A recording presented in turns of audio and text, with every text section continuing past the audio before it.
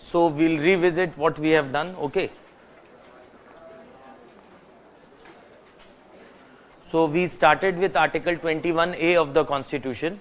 So what was the act that was enacted by the Parliament to actually implement the framework of Article 21A was provided by which act? Article 21A states that the state shall provide free and compulsory education to every child in the age group 6 to 14 in the manner state may determine by law. So what is the framework? What is the name of that legislation?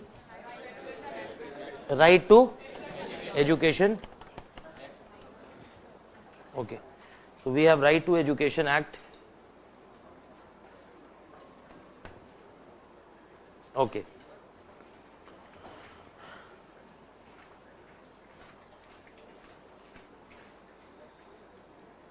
So it says that the state shall provide free and compulsory education to all children of the age 6 to 14 years in such manner as the state may by law determine. Okay. Now later on we had Article 22. What are the three rights that are extended by the Constitution under Article 22(1), and what are the two categories or situations under which these rights are not available? So first question is, what are the three rights that are fundamental rights available under Article 22? First, right to be informed the ground of your arrest. Second, right to be produced before nearest magistrate within 24 hours excluding the time of journey. Third, right to consult a legal practitioner of your choice. These are the three rights bestowed upon by Article 22, and what are the two categories or situations under which this right is not available? One, this is not available in cases of preventive detention and not available to enemy aliens. So we must be conscious where the Constitution uses the term person and where the Constitution uses the term citizen. Article 21 is available for citizens or for everyone? Everyone. Give me an example of an article which is confined to the citizens only. Okay. Article 19. Okay. And what are the 6 rights available under Article 19? Freedom of speech and expression. Maximum restriction is under, when I say restriction, the state may by law restrict the use of this article. Okay, so it must have a legislative mandate. So Article 19(1)(a), freedom of speech and expression, has maximum maximum restrictions. Yani on these grounds, yours and mine fundamental right can be restricted. So we also have defamation and all. Then Article 19(1)(a) ke baad 19(1)(b), right to assemble peacefully without arms. Article 19(1)(c), all of us have a fundamental right to form an association, union or cooperative. Why cooperative has been in news? 97th Constitutional Amendment Act. When I use the term 97th Constitutional Amendment, it means this was the 97th attempt by the Parliament to successfully amend the Constitution. So in our 73rd year of republicanism, we have actually started. So how many times we have amended the Constitution? 105 times. Some constitutional amendment, actually UPSC never asked this question, which constitution? Normally they don't ask, but we cannot say that they would not be asking. At least you should have an idea of last 5 constitution amendments and some important amendments like First Constitutional Amendment Act that led to the addition of Part 9 of the Constitution, that is laws. We'll see that in Article 31B, and also it added Article 31A. 7th Constitutional Amendment Act, the Common High Court and all these things, abolition of ABCD, addition of Article 350A, 350B. Then we have 24th, 25th, it was a series of constitution amendment to overturn Golaknath judgment. Then the most important constitution amendment which is called as mini constitution. इतना ज़्यादा changes कर दिया कि उसका नाम ही रख दिया mini constitution, which was 42nd constitutional amendment act. Then you have the next important one is 44th, okay, for 44th, which restricted the power of executive. Then we have 52nd Constitutional Amendment Act, which added anti-defection 10th schedule. Then we have 61st Constitutional Amendment Act, which reduced the voting age from 21 years to 18 years. Then we have what you call, after 61st, we have 69th, which led to the creation of National Capital Territory of Delhi. Then we have 73rd, related to part 9A of the constitution, part 9, first constitutional amendment actually added 9th schedule. By mistake I said part 9th schedule. So here it added part 9, and part 9A dealing with municipalities, that is urban local bodies, was added through 74th constitutional amendment act. Then we come to the present 97th, ab ispe article 19(1)(c). 97th amendment added one article 19(1)(b), that right to assemble peacefully. C, right to form an association union में एक और word जोड़ा, cooperatives. Article 43 capital letter B भी जोड़ा, cooperatives. And a new part was added in the constitution, part 9B, dealing with cooperatives. Article 19(1)(c) में जो amendment हुआ, it was held to be valid. Getting my point? Article 43B जो add किया, it was held to be valid. Part 9B में those parts which deal with the cooperatives in the states was held to be unconstitutional because cooperative is a state subject. कोई भी ऐसा, first I'll speak in Hindi then in English, कोई भी ऐसा constitution में amendment जो center और state के रिश्तों में तब्दीली लाएगा, उसको आधे state से ratify कराना जरूरी है. तो इंडिया में कितने states हैं? 28 है. 28 का आधा आज कितना होता है? 14. कल भी 14 ही होगा. सो 14 लेजिस्लेटिव असेंबलीज से उसको ratify कराना है by simple majorities. Now I'll speak in English. Any constitution amendment that alters the federal structure of the constitution has to be ratified by at least half of the state legislative assemblies. There are 14 legislative assemblies which constitute half. 14 legislative assemblies must approve by simple majority, but in parliament the majority would be special majority. Since the 97th constitutional amendment added part 9B dealing with cooperatives, which is purely a state subject, so this must have been ratified by half of the state legislative assemblies. So those part of 97th amendment which altered the federal structure of India was held to be unconstitutional for not getting ratified by half of the state legislative assemblies. Then this was article 19(1)(c). D is right to travel throughout the country. E is right to reside and settle. F is right to property, which has been deleted. Now it is under article 300 capital letters A. And then you have G, right to practice any trade, occupation and profession. Then you have article 20, no ex post facto law, no double jeopardy and no self-incrimination. Article 21, no person shall be deprived of life or personal liberty except procedure established by law. Okay, 4 terms that have been consistently asked in exams: equality before law, equal protection of laws, due process of law and procedure established by law. So procedure established by law has been inspired from which constitution? Japanese constitution. Then you have article 22, which is of uttermost significance related to personal liberty of a person when he is arrested. So 3 rights which are accrued to him when he is arrested, and the liberty of a person is put on the shoulder of judicial magistrate who should further what you call justify or approve the arrest, then only he will be in police custody anymore. Okay. Then you have article 23. What is article 23? रट आ जाना चाहिए, इतना देखना नहीं है. What is article 23? So human trafficking, begar or bonded labor. So just by virtue of article 23, can human trafficking, begar or bonded labor be banned?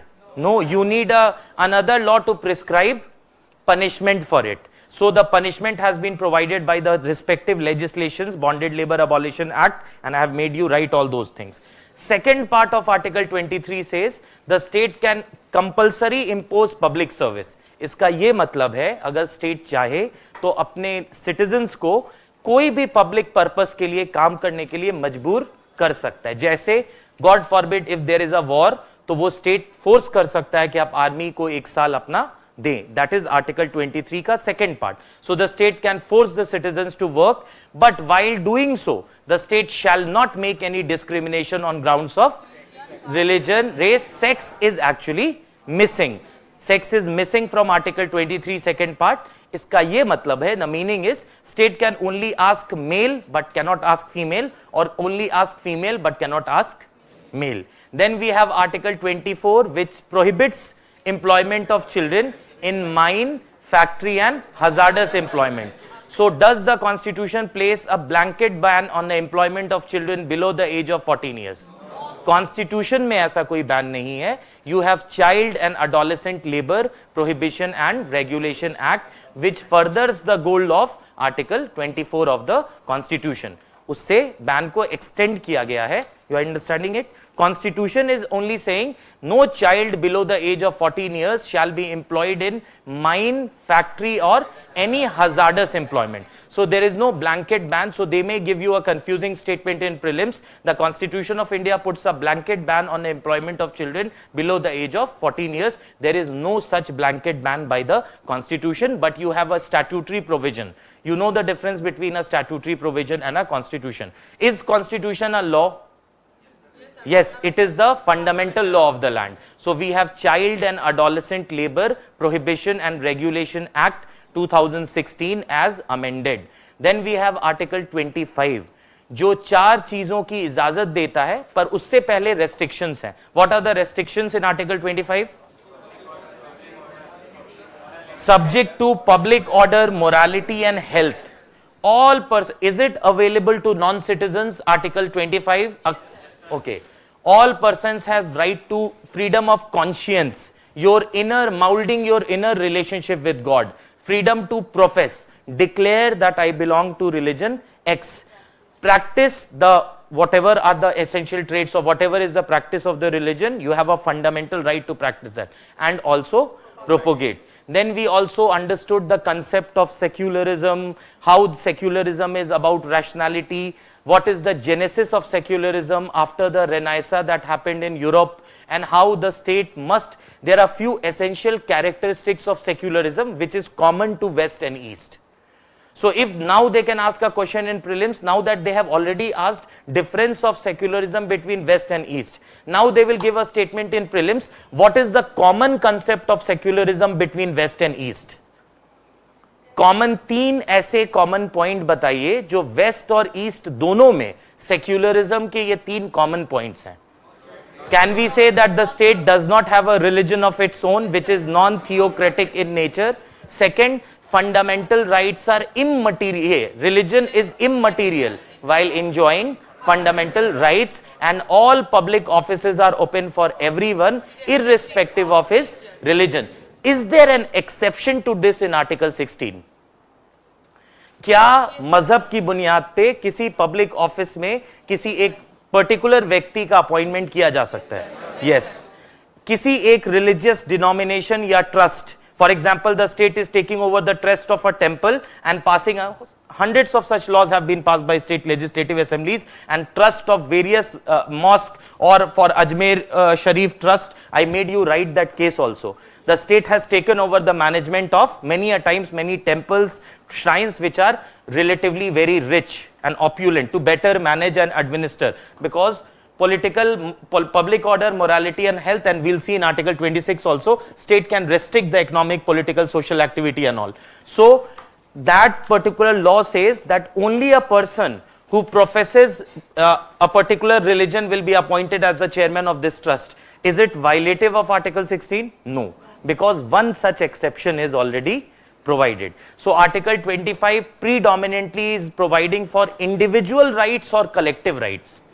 It is more individual right to practice your religion. So there are few commonalities between West and East where secularism is common and then there are differences where the state treats in religion and state are parallel lines in west, while in east the state is patronizing all religions equally. Okay, then we have article 25. Did we write 25? So many cases also we wrote. Now we have article 26, which is very, very important. हाँ हाँ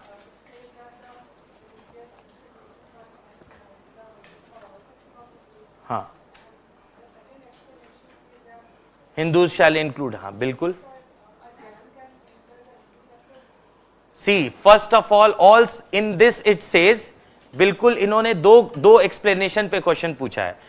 first of all, Hindu और religious institutions of public character, पहले वो मंदिर ऐसा होना चाहिए which is of public, shall be open for all classes of Hindus. Okay. Second, it is with respect to explanation 1 कि जैन टेम्पल्स को या सिख में भी अगर कास्टिज्म होगा तो उसको स्टेट ओपन कर सकता है. It doesn't mean that it is fund, if the state is restricting only for Hindus it will include Jain. समझ रहे हैं आप बात को? यानी अगर कोई जैन या सिख या Buddhist temple is practising untouchability, the state can open that for all classes of Hindus. That doesn't mean that Hindus में वहां से वो that if the state is restricting a particular temple only for Hindus, there they will deliberately allow a person practising a Jain religion. समझ रहे हैं ना? ये उसके कॉनोटेशन में है कि वो उनके भी टेम्पल्स को ओपन कर सकता है, लेकिन इनके टेम्पल्स को सिर्फ उन्हीं के लिए रिजर्व करेगा. You are getting my point? What is a clear message by reading कि Hindu temples shall be open for all classes of Hindus. उसके पर्सपेक्टिव में बोल रहा है, it's not that only Hindu temple will be open for all class. This actually has been decided in a case also कि not only for Hindus, even Jain, Buddhist and Sikh temple or any such religious institution which of public character is practicing untouchability, they can also be opened. So us perspective mein hai. But of course whenever the state passes any such law, it does not prohibit the entry of people from any other religion, which this also does not use. But of course if they are doing that, that is perfectly valid by the constitution. But one thing that is sure, the religious institution shall be of public character. Okay, so just by reading article 25 and you article 25 और 26 में clash होता है, और ये आज से नहीं, 1954 से religious endowment commissioner versus Lakshmindra, there are at least 100 cases. Why do you think there is a clash between 25 and 26? क्यों क्लैश होता है 25 और 26 में? अभी सबरीमाला वर्डिक्ट में भी 25 26 was in debate. Why? You see the language of article 26. It says subject to public order, morality and health. यानी सबसे पहले फिर से they have said public order, morality and health. Every religious denomination shall have right to establish and maintain institutions for religious and charitable purpose. Now we'll see. Manage its own affairs in matters of religion. Now, managing your religion, does that empower you to exclude women in the age group 10 to 50 from entering Sabrimala temple complex, where Lord Ayyappa is there, who practices celibacy? So his what you call concentration would be disturbed. So can managing their religion to what extent? आप समझ रहे हैं? कोई भी ऐसी practice, any, for example, there is a practice that there was a law passed by Tamil Nadu State Legislative Assembly in 50s, that in certain temples, anybody who has the knowledge of scripture can be appointed in the management and the priest. But the temple, the religious institution believed that only a Brahmin can be appointed. So this law was challenged and Supreme Court said that no. If it is belonging to a particular sect or denomination where the essential character of the temple is that a person who professes that particular denomination only will be appointed, that will be very, very subjective. Otherwise, the law is perfectly constitutional. Anybody who has knowledge of Sanskrit and religious scripture and Vedas can be appointed as a priest. What was the refuge the temple authorities were taking? What was the refuge temple authorities were taking? Temple authorities were taking refuge under Article 26. Sabrimala temple complex mein, what was the response filed by the government? They were taking refuge under Article 26, that we have a fundamental right to manage affairs of our religion. Then the Supreme Court settled this in way back in 54. 26 must be read with 25. Under the garb of 26, you cannot restrict the entry of certain classes of sections. 26 must go hand in hand with 25. Another example where two articles go hand in hand. Article 19(1)(g), right to practice any trade, occupation, profession would lead to outside the country. So Article 19(1)(g) is incomplete without right to travel abroad. So Article 21 mein right to life includes right to travel abroad. Right to travel abroad is an implicit thing that will further aid the enjoyment of Article 19(1)(g). So ये settled preposition है कि fundamental rights are always read in harmony with each other, read in, they are construed so that minimum conflict is there. Okay, DPSP और FR का तो वो common statement है. Minerva mills case में Supreme court ने आज तक का सबसे बड़ा statement दिया कि the Constitution of India is resting on a harmonious balance between fundamental rights and DPSP. This is what you call in a Minerva Mills case 1980. Okay, so this is the second fundamental right. They have whatever questions they have asked, very basic questions they have asked related to 25 and 26. Third is to own and acquire movable and immovable. It is a fundamental right of a religious institution to own and acquire movable and immovable property. अब आ गया last में, to administer such property in accordance with law. So the state can pass a law and take over the management of a temple, take over the management. Of course the state will be appointing a person who professes that. There is a temple in Patna. It is a very rich temple, Mahavir temple, right opposite to the Patna junction. So the huge lakhs and crores of rupees were collected given by the devotees. Suddenly the state took over, established a trust, and that there is a Mahavir Cancer Sansthan, which caters to the people from all religion, caste, creed, class, region. People from other parts of the country also go. It is one of the prominent cancer hospitals, which is run by the money that is received from Mahavir temple. So the state took over the management. Of course, the state shall not decide what will be the timing of puja. These are essential traits. But administering the property and all these things will be done by the state. There are hundreds of such temples and laws passed, although the Supreme Court, I think 2 months back, somewhere around December, in one of the judgments I was reading, Supreme Court has said that the state should spare itself from constantly interfering, especially in southern part of the country, interfering into the administration of temple. Do you think in Sufi saints and what you call all these shrines, what is the fight that is there at times? Most of the time you must have visited, it is for people who want to manage. So the state passes a law, takes over the management, appoints its own people, and they will be running the entire show, because Article 26 says to administer such property in accordance with law. So can the state take over the management of a temple? Yes. But the state will not be deciding what will be because that is the essential tenet. As per the practice that is going on, what will be the timing of puja, what will be the timing of namaz, how many times it will be performed, or Jews synagogue, what will be the prayer practice and all. But administration, because the article at the onset only says subject to public order, morality and health. These are the initial 3 grounds. और नीचे एकदम clear कर दिया. You can administer the property of a religion in accordance with law. So the state legislature also can pass any such law. Now what is Article 27?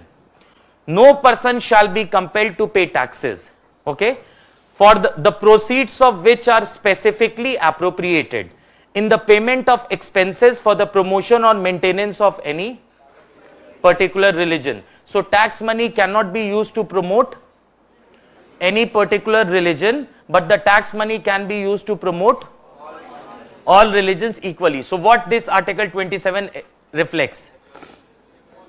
Article 27 reflects the positive character of Indian secularism. कोई और article आपको लगता है जो positive character of Indian secularism promote कर रहा है? कोई और article? Any other article which promotes the positive character of Indian secularism? Article 16 में, okay, religious denomination में people from that particular professing that religion will be appointed. Any other article?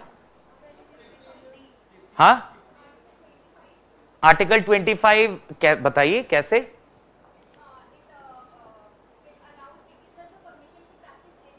Okay, so this is a positive. Okay.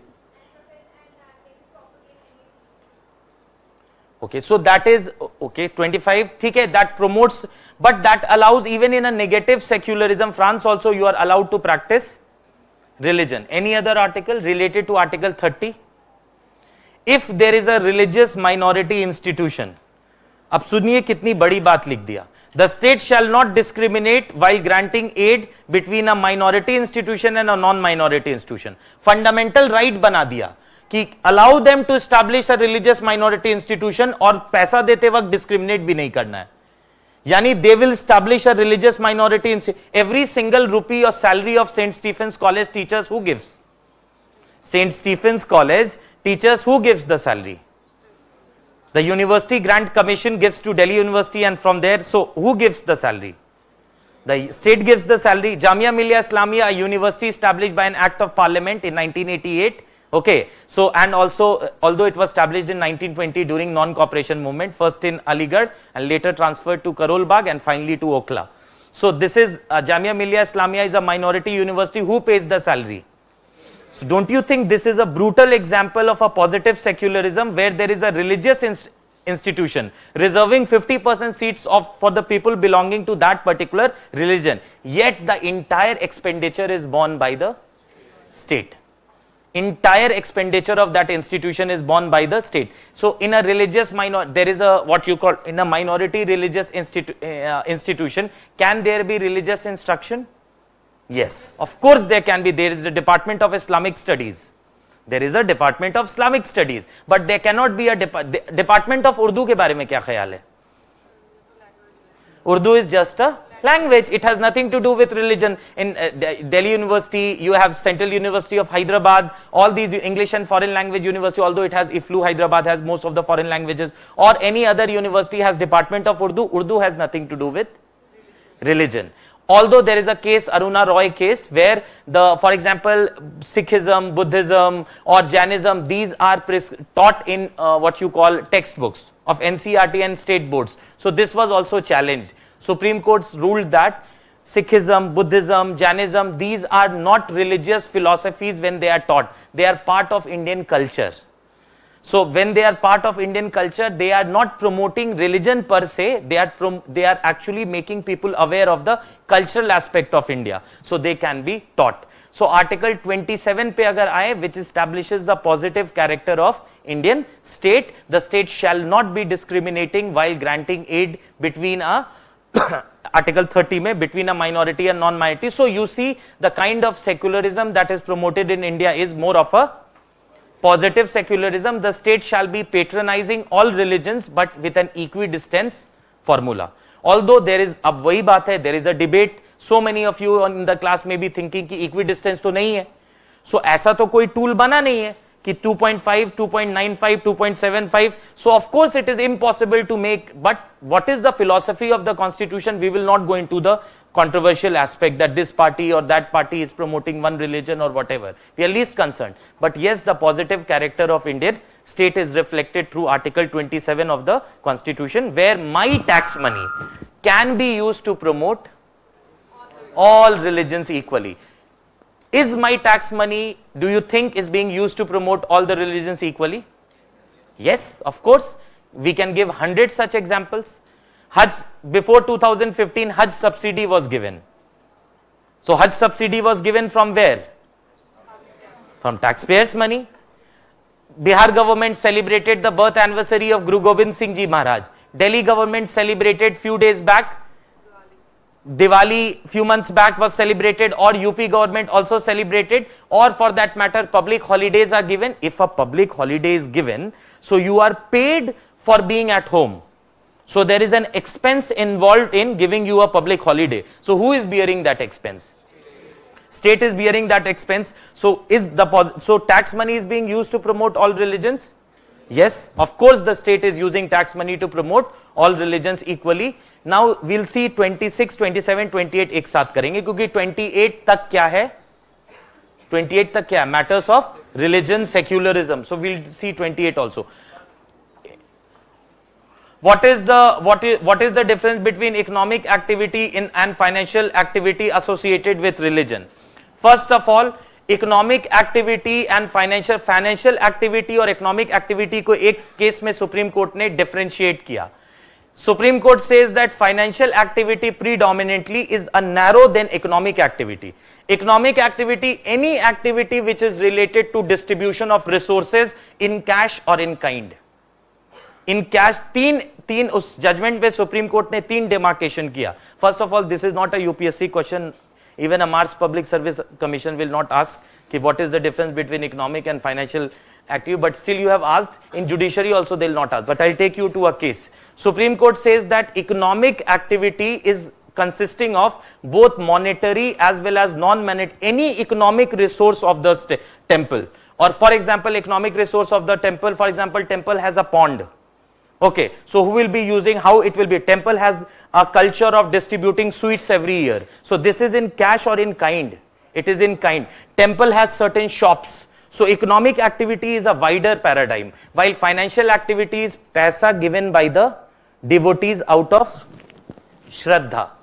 Out of Shraddha, so that is the financial activity. Financial activity, what money is coming to the temple or the shrine, which also be restricted by the state. And in South India, temples have huge economic resources, which not only confines itself to financial resource, but also confines itself to other non-financial resources like economic. For example, many of the shrines are owning certain shops. Shrines, for example, in Bihar, I'll tell you. In Bihar, there is the Pachimi Champaran in a district called Betia, there is a Betia Maharaj property. Okay, there is a Betia Maharaj property which the state has taken over, and ADM rank officer is appointed as a manager.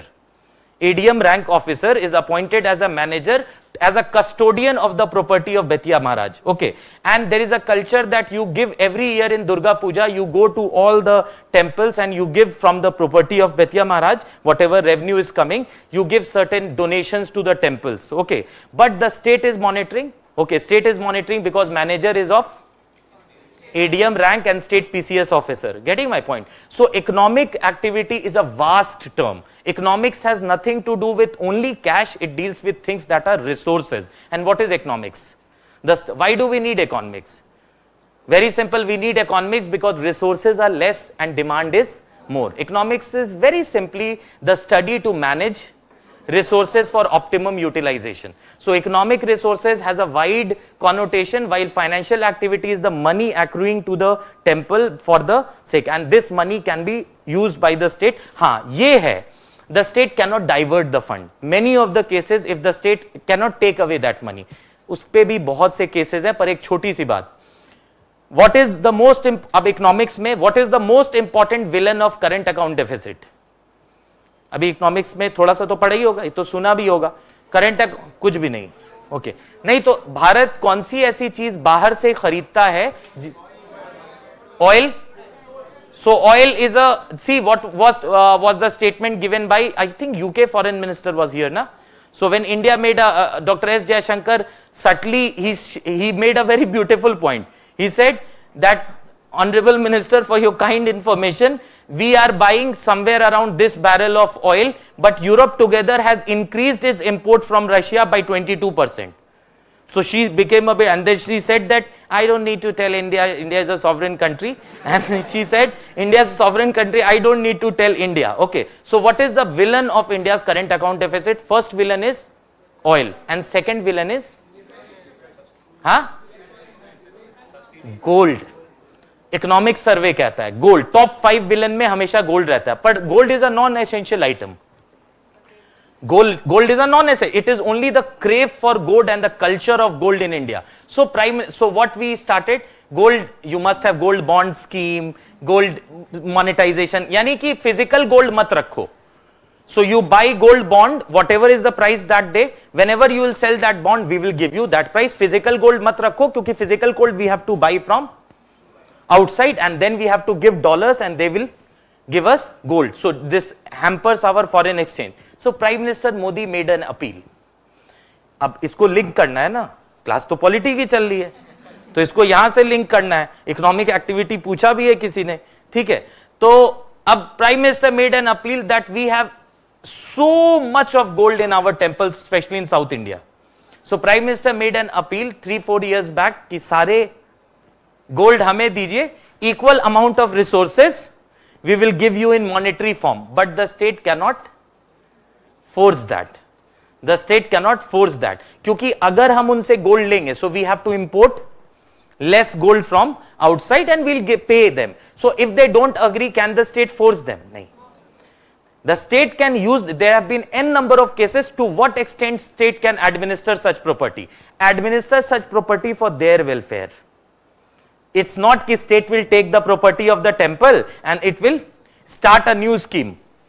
ठीक है? Huh? Getting my point? So the point is, state can administer such property without a shadow of doubt, but the wealth shall only be used for the welfare of the devotees or any charitable purpose, which also will be challenged and the court will see ki to what extent this can be done. So Article 26 is a collective right of any community to establish and manage religious institutions for charitable and religious purposes, and also own movable and immovable property and administer them in accordance with law. And Article 27, the positive character of Indian state, where the state can use my tax money for the promotion of all religion rather than any particular religion. Okay, so अब देखते हैं तीसरा, that is Article 28. 28 में first part says no religious instruction shall be provided in any educational institution wholly maintained out of state funds. So Department of Urdu in University of Delhi is a religious instruction? No. But if there is a Department of Islamic Studies or Department of Hinduism, but there is a Department of Buddhism. Delhi University का सबसे famous department है. All the people who contest election, 99.9% of them are either in MA Buddhist Studies or law. All the people who contest election, they take admission in MA Buddhist Studies. It is a famous course, and there is a so why Department of Buddhist Studies is there in DU? Because it is part of Indian culture. We cannot understand, we cannot move on without understanding our history, and Buddhism has its root purely in India. So of course there is a Department of Buddhist Studies. So Article 28 first part says, क्या कह रहा है पहला part?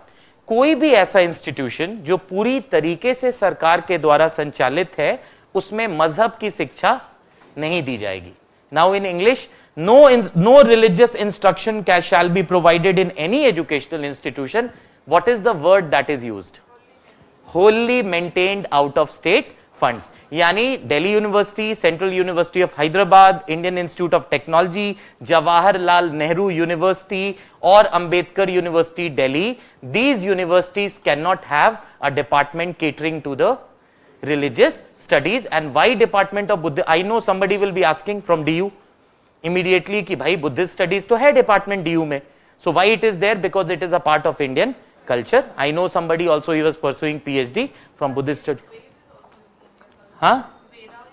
Veda is also Indian culture. To what extent? If there are, now that has started na, many of the IITs have started a course, and now if somebody has a problem, to what extent they can challenge that? Because these are very, आप मुझे बताइए, if these are clear subjects, if these are so easy articles, then there should be no Supreme Court.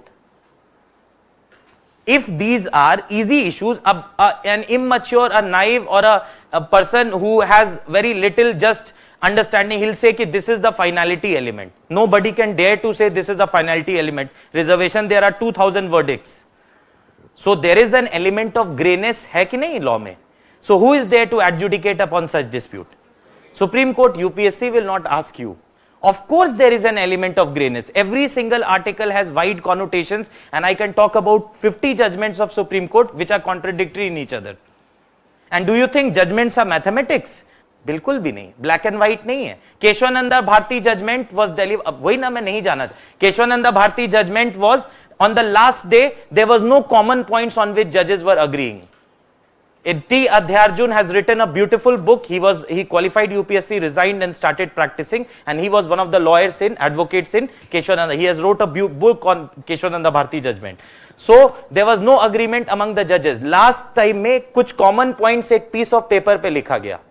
Some common points were written on a piece of paper and distributed. 7 judges signed and 6 refrained. So 7-6 का verdict हो गया. And Keshwananda Bharti was not clear. Then you require Raj Narayan, Minerva Mills case, Vaman Rao case, and a constitutional bench IR Coelho to clear, to bring more light on Keshwananda Bharti. So judgments are not mathematics. कई बार उसके जो conclusions हैं वो clear नहीं. So you need another judgment to actually clarify. I can give another example. On 16 November 1992, Supreme Court said that there will be no creamy layer criteria in ST. But a smaller bench of M. Nagaraj ruled that creamy layer, and in Jarnail Singh, creamy layer should be applied for SC/ST in reservation. So a smaller bench overruling a larger bench, और ऐसे कई cases हैं. There are different opinions by different high court. चलो वो तो they are applicable in the Supreme Court also there. So you need another bench to actually clarify. उसमें हमें जाना ही नहीं है. UPSC एक, they will be asking 12 questions of 7.5 minutes. You have to write either of 10 marks or of 15 marks. शुरू करेंगे खत्म हो जाएगा. और अगर उनको कॉन्स्टिट्यूशनल डिस्कशन के लिए आपको बुलाना है, if they want to invite you for, they'll invite you later. They'll invite you later, that too for 25 to 35 minutes. In that they have to ask n number of things. इसलिए, so what is basic understanding of the constitution? Because they don't expect you to be a scholar of law also, scholar of science and technology also, scholar of what you call, you are human being, na? You cannot be a graduate of law as well as science and technology, history, geography, polity. So basic understanding. Article 28 का first part क्या कहता है, किस तरह के institutions पे apply होता है, इसमें कौन से इंस्टीट्यूशन आएंगे? You normally, all the central universities, all the state universities, now they have brought a radical transformation in Delhi University entrance process, undergraduate. This will change the dynamics forever. So you have state boards where the state board topper scores 84%. Okay. And in certain boards you just write the name, they start with 90%. Huh? So now the Delhi University is bringing entrance test. I am very happy.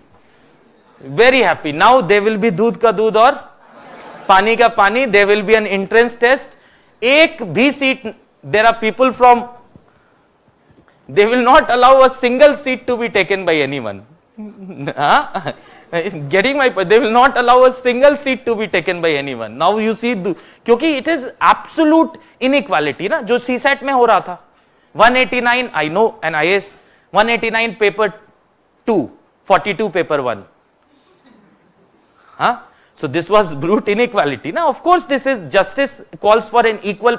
That is why that optional, this second administrative reform commission in one of the reports has recommended that optional should be done away with.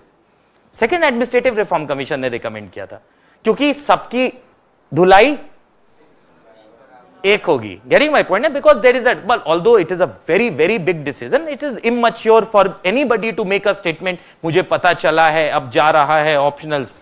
Like in old Rajendra Nagar, you have certain spies. Okay, so ऐसा कुछ भी नहीं है, कुछ नहीं जा रहा है. Even if it will go, government will give you 1 or 2 years.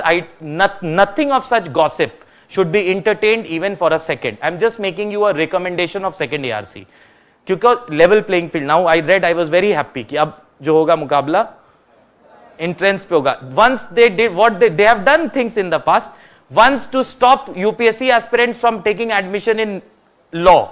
In 2009, prelims and law entrance was conducted on the same day. Prelims and law entrance was conducted on the same day. या तो इधर. And there were many who skipped prelims कि next year करेंगे, पहले इधर ले लेते हैं. Anyways, so we have Article 28 first. हाँ.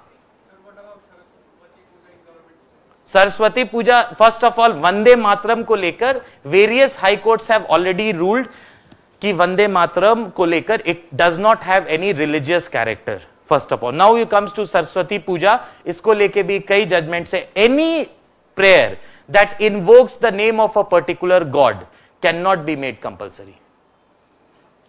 But in the prayers in the public schools, oh God who are truth and the origin, बोलते थे ना सुबह में. So oh God means whatever God you follow. सो आप किसी पर्टिकुलर गॉड को force नहीं कर सकते हैं, पर ओ गॉड, वंदे मातरम को लेके जजमेंट है कि states can make it, because it Vande Mataram simply is Vande Mataram, मतलब मां मैं तेरी वंदना करता हूं. It's like getting, so it has a what you call certain, I don't want to go into controversial aspects. Otherwise, the point is कि वंदे मातरम को लेके there are judgment. Patna High Court also has a 2-judge, Justice Nayyar Hasnan and Justice Nagendra Rai, 2-judge bench has also delivered a verdict that it can be there in public schools. Regarding national anthem, okay, so you know right to remain silent is also an implicit part of fundamental right, and also importantly with respect to religious prayers in the morning. Okay, for that there is a settled proposition that any prayer which is not invoking the name of a particular religion, okay, that can be made compulsory. If it is invoking the name of a particular religion, then it cannot be. Ab usme bhi relativity hai. There are places, so it is like, getting my point. Now we'll see this, and when we conclude this, you will be in a better position. Okay, thoda idhar bhi dekh le. Okay, so we have, now we have article 28 का. ऐसा क्या बात कर लिया आपने 30 second में? 30 second में क्या बात हो गई? सुनिए, इसमें क्या लिखा है? Nothing in clause 1. क्लॉज 1 मतलब clause 1 of article 20, 28. Okay, nothing in clause 1 shall apply to an educational institution which is administered by the state, which is administered, any institution which is administered by the state but has been established under any endowment or trust. Indo का मतलब क्या होता है? ऐसे आप indo करते हैं. An old man dying, he is endowing his property for the benefit of his religion. He is opening a madrasa or any charity sort of. Okay, so any religious educational institution which is administered by the state, I'll give you example also, but has been established under any endowment or trust which requires that religious instruction shall be imparted in such institution. क्या कह रहा है? पहले हिंदी में फिर English में. अभी जो ऊपर बात कही गई कि किसी भी ऐसे इंस्टीट्यूशन में जो सरकार के द्वारा ओन किया जाता है 100%, इसमें रिलीजियस इंस्ट्रक्शन नहीं होगा. So the clause 1 says that no religious instruction shall be imparted. Clause 2 says that this clause 1 will not apply to those institutions. ये उन institutions पे apply नहीं होगा जिनका purpose ही है कि वो religious instruction impart करे. Example, so many madrasas are run by the state government. You have Safdarjung Madrasa right before INA. You have a madrasa opposite Patna Science College where the principal gets a salary like a school teacher. So there are so many madrasas which are taken over by the state. What is the purpose of madrasa? It requires Urdu or religious instruction. Urdu is also a thing, but main purpose is religious. So any institution which is established under an endowment or trust के तहत बना पर administered by the state. Now the state is administering that. In that religious instruction can be imparted. So there are West Bengal Madrasa Teachers Act was approved by the Supreme Court last year. एक law pass किया west Bengal legislative assembly ने कि madrasa teachers का recruitment standardisation will be decided by the state government because we are paying salary. And you know there is a madrasa board also, you know that there is a, like you have CBSE, central board of secondary education, Council for Indian School Certificate Examination, CISC, Bihar State Education Board, UP Board. उसी तरीके से there is a madrasa board established by an act of state legislature. Her state में, I don't know about every state, but in all the prominent states where Urdu is spoken, there is a madrasa board. So in Jawaharlal Nehru University, for example, you have class 10th जैसे है CBSE में, उनका भी 10th में कुछ है.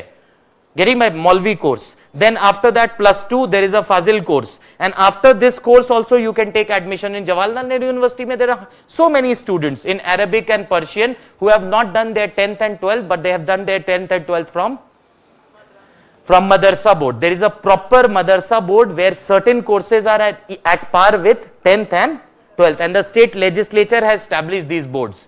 So कह रहा है कोई भी ऐसा मजहब का institution, any religious institution which is established for that purpose. What is the purpose of establishing a madrasa? Imparting religious instruction, and if it is administered by the state, in that religious instruction can be imparted. अब आगे देखेंगे can be compulsorily imparted और can be optional, we will see later. Okay, now it says, so first is which category of institutions. Article 28 clause 1 में which category of institution? Delhi University, Jawaharlal Nehru University, Central University of Hyderabad, IITs, IIMs and all, in which religious instruction shall not be imparted. Second कौन सा है जहां? अब आते हैं third पे. Third says no person attending any educational institution, कोई भी इदारा, educational institution recognized by the state. Recognized by the state मतलब affiliated to Madarsa board, affiliated to CBSE board, affiliated to ICSE board. So recognition is coming from the state, or receiving aid out of state funds. Aid term has been interpreted by Supreme Court to include both financial and, अगर government ने computers भी दिया है तो वो भी एक add होगा. No person attending any educational institution recognized by the state or receiving aid out of state funds shall be required to take part in any religious instruction that may be imparted in such institution, or to attend religious worship that may be conducted in such institution or in the premises. यहां से शुरू होता है article. Unless such person, or if a person is minor, his guardian has given his consent thereto. मतलब if a madrasa is recognized by the state, or if the madrasa is receiving aid out of state funds, it cannot make it compulsory for a person to go through religious instruction. So there is a fundamental difference between having religious instruction देना और उसको compulsory करना. So अगर madrasa is receiving a single rupee or recognition from the state, it cannot force anybody to go through their religious worship or religious instruction. अगर किसी को लेना है तो इजाजत किसकी होगी? Either that person, Indian Majority Act is there, 18 years है. So if there is either that person, and if that person is not major, the permission shall be given by parent or guardian. So अभी तक हमने 3 classification देखा. First classification, an institute that is wholly owned by the state. In that religious instruction shall not be imparted. Second classification, an institute that is established for that purpose. उसको बनाया ही गया था मजहब की किसी शिक्षा के लिए, but it is administered by the state. In that religious instruction can be imparted. Third, irrespective of the institute, if it is receiving aid from the state or recognition from the state, it will not make it compulsory for anyone to go through that religious instruction without the permission of either the person or his guardian. Now the fourth classification we will see in article. एक second, बस एक चीज इसको 29 से link करेंगे. It says no citizen shall be denied admission into any educational institution maintained by the state or receive aid out of. This is very important. They ask question linking article 29(3) and article 28(3) and 29(2). No citizen shall be denied admission into any educational institution maintained by state or receiving aid out of state funds on grounds any of religion, race, caste, sex, language. Sex nahi hai, religion, race, caste and language. How do you link article 28 third clause and article 29 second clause? Aid out of state funds. No citizen shall be denied admission into an education maintained out of. For example, there is a madrasa, okay, in the locality, and madrasa teachers are being paid salary by the state government. In every state in UP, Bihar, there are more than 15,000 madrasas where the salary is paid by the state. They are at par with the state teachers. I don't know, many of you know also. Okay, so the point is, for example, there is a madrasa in the locality and madrasa is receiving aid from the state, and a non-Muslim wants to get admission into that madrasa. Can the madrasa deny? No. So madrasa cannot deny, and that non-Muslim student will also have right not to study religious scriptures. So article 28 clause 3 is also to be studied with article 29 clause 2. We'll come to article. So what are the 3 connotations coming out of article 28? पहला, अब एक मैं पूछूंगा, आप सिर्फ yes बोलिएगा. Mr. X practices any religion. Mr. X practices religion X, Y, Why? He established a religious institution. He is neither receiving aid nor receiving recognition. मोहल्ले में उसने एक religious instruction के लिए खोला.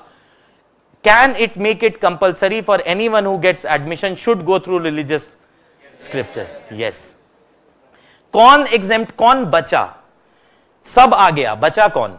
कोई भी व्यक्ति अगर कोई मजहब का इदारा खोलता है, 1 रुपया सरकार से ना एड लेता है ना रिकॉग्निशन लेता है, तब वो रिलीजियस इंस्ट्रक्शन कंपलसरी कर सकता है. Otherwise there is a 3-fold classification.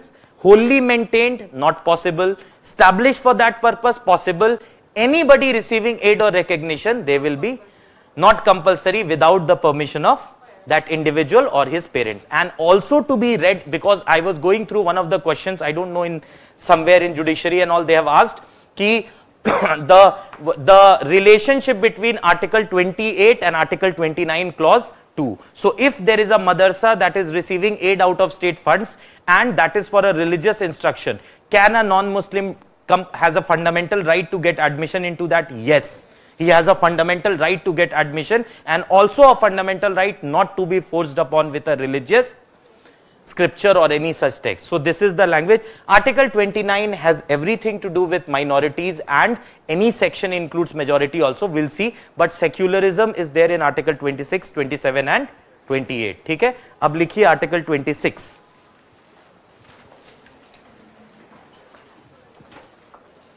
So article 26 is individual right or collective right?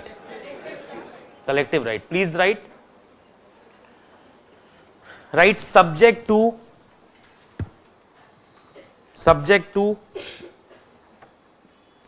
public order, morality or health, subject to public order, morality or health,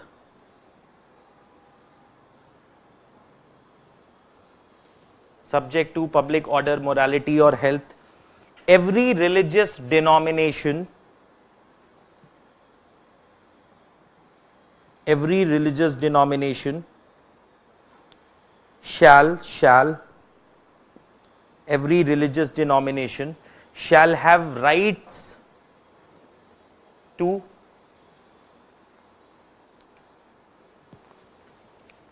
establish and maintain institutions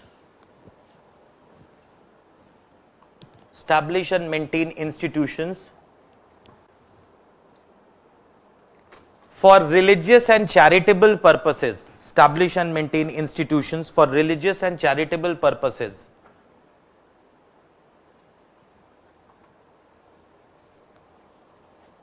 Religious and charitable purposes. Okay, just 1 second. Purvi Jain is asking, Jamia Millia Islamia has an Islamic department. Does it go against Article 28 Clause 1? Article 28 Clause 2 is also permitting any institution where religious instruction can be permitted, and also it is a minority institution under Article 30, so they can administer as per their choice. We'll see that. Please write. So what was the last statement you wrote? Although it is challenged in Supreme Court, अभी case चल रहा है supreme court में. क्यों challenge किया है supreme court में? Jamia has been recognised minority institution in 2009. यही अभी 10-12 साल हुए. तो it is challenge. Why? Because it was established during non cooperation movement, so the institution was secular in character. Okay, so now this is case is pending in supreme court. Let's see. Okay, क्या लिखा आपने? Charitable पर full stop. The religious denomination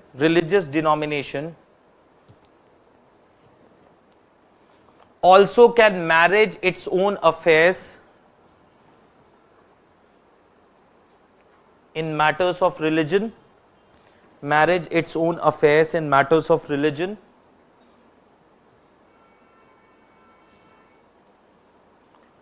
comma, manage its own affairs in matters of religion, comma, acquire movable and immovable property,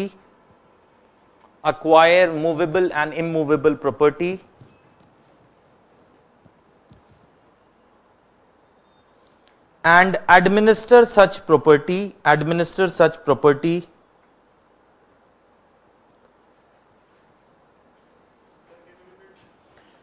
manage, own and acquire movable and immovable property and administer such property in accordance with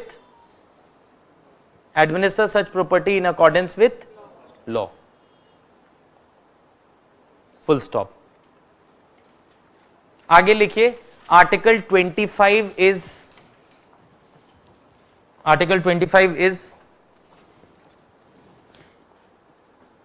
guaranteeing the rights of individuals. Article 25 is guaranteeing the rights of individuals.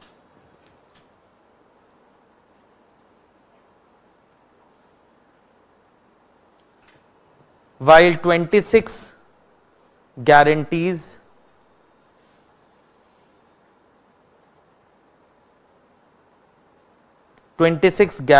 collective right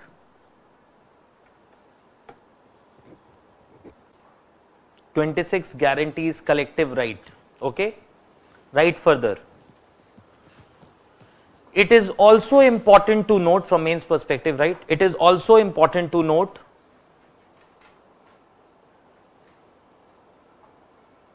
that Article 26 shall be construed with, it is also important to note that Article 26 shall be construed with Article 25 shall be construed with Article 25 and should not be read in isolation.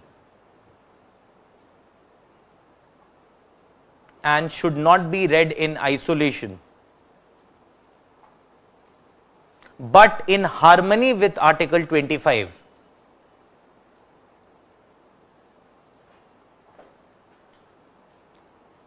This is actually a conceptual line which you have to write in your mains answer. Harmony with Article 20. Just one more line you write. The right to manage affairs of the religion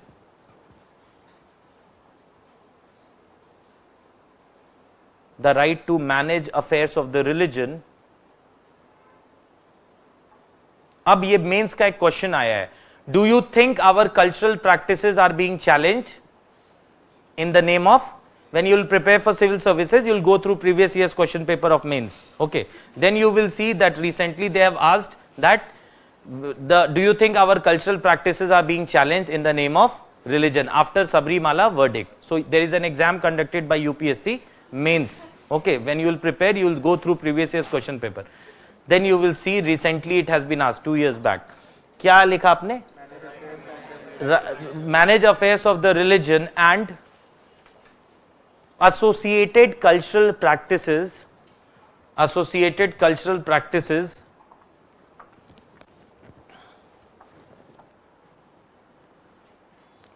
does not empower the religious denomination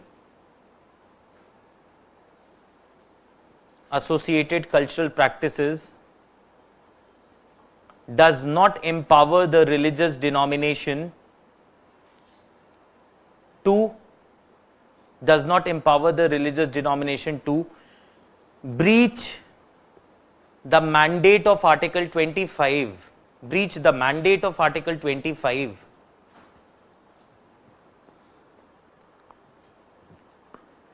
Breach the mandate of Article 25, which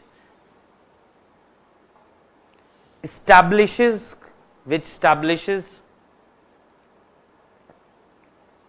fundamental right to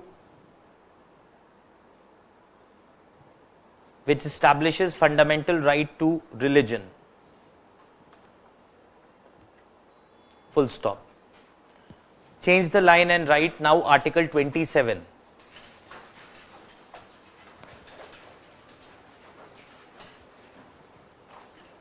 Okay. Please write Article 20. What should be the first line in Article 27? It establishes the positive character of Indian secularism. Please write Article 27 establishes the positive character of Indian secularism.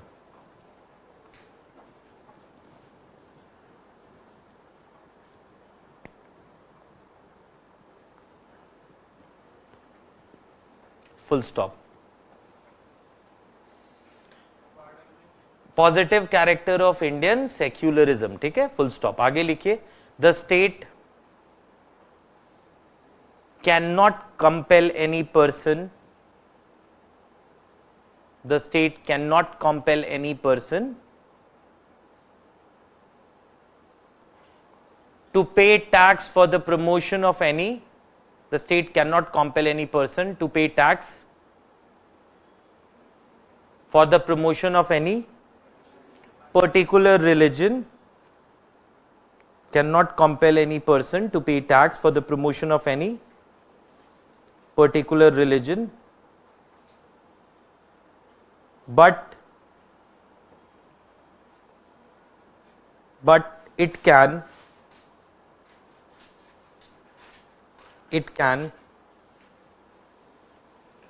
patronize all religions equally, but it can patronize all religions equally.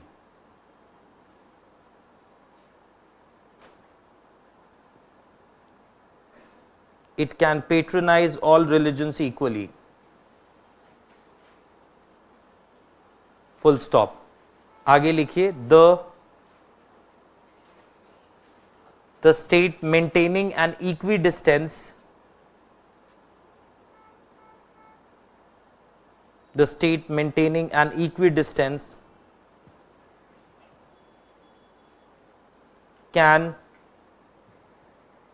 the state maintaining an equidistance can the state maintaining an equidistance can promote all the religions, can promote all the religions,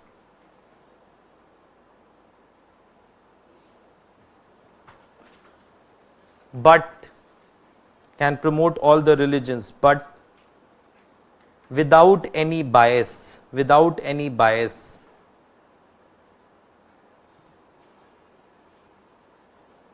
by patronizing any particular religion.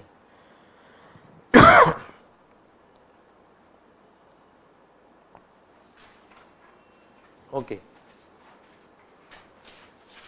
by patronizing any particular religion, full stop। आगे लिखिए, secularism in India, secularism in India does not maintain absolute isolation, secularism in India doesn't maintain absolute isolation from the religion,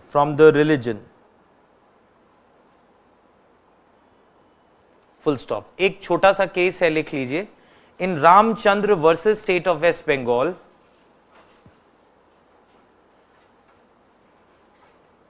in Ramchandra versus state of West Bengal, the Supreme Court ruled that, in Ramchandra versus state of West Bengal, the Supreme Court ruled that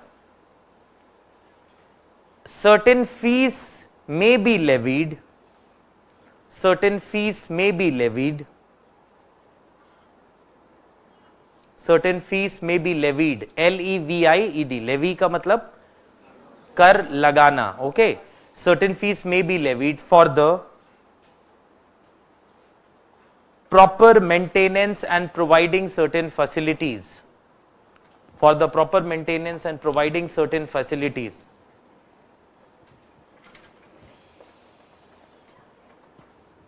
maintenance and providing certain facilities, full stop. This will not be seen as violative of, this will not be seen as violative of Article 27. This will not be seen as violative of Article 27. Next you write Article 28.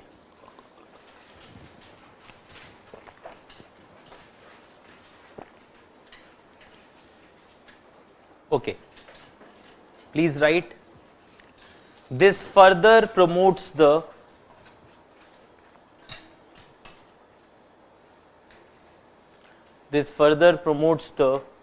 secular character of Indian state, This further promotes the secular character of Indian state. Okay, wherein what is the first part of Article 28? Matlab, no religious instruction shall be imparted in an educational institution wholly maintained out of state funds, wherein no religious instruction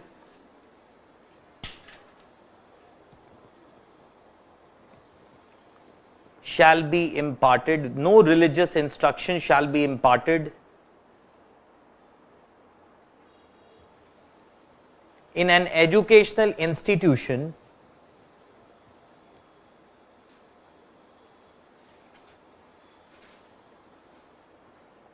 wholly maintained out of state funds, wholly maintained out of state funds.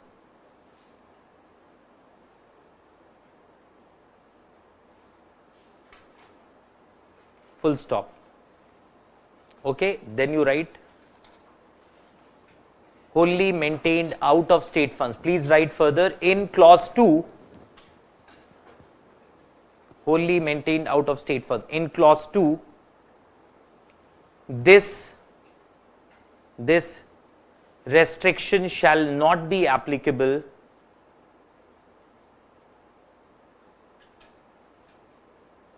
in clause 2, this restriction shall not be applicable to an educational institution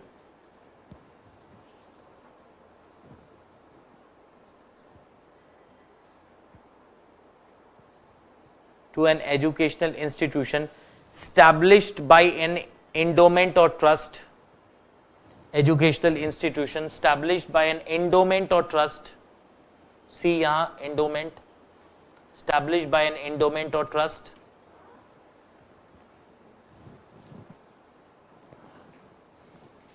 but administered by the state, administered by the state.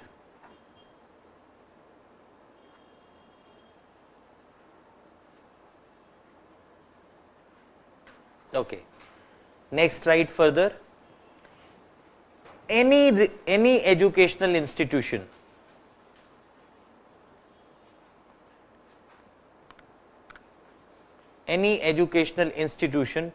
either receiving aid, any educational institution either receiving aid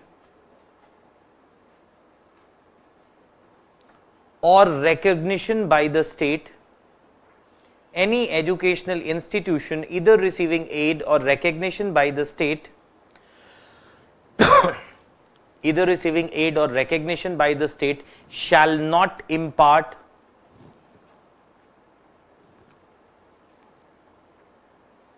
any educational institution either receiving aid or recognition by the state shall not impart religious instruction compulsorily,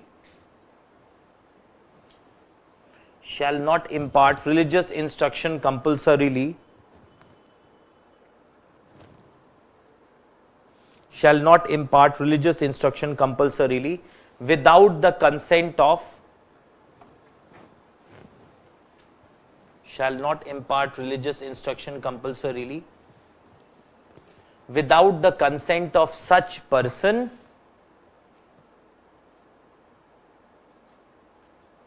or the guardian if the person is minor.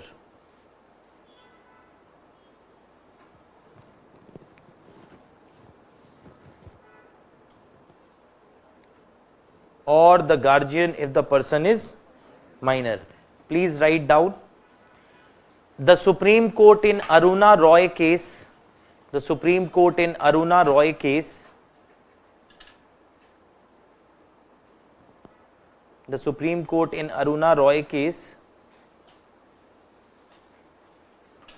ruled that religious philosophies or culture, the Supreme Court in Aruna Roy case ruled that religious philosophies or culture, religious philosophies or culture are intrinsic part of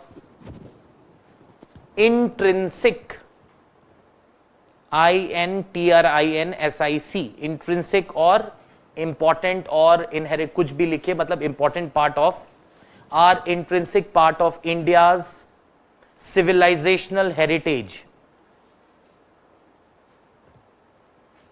are intrinsic part of India's civilizational heritage.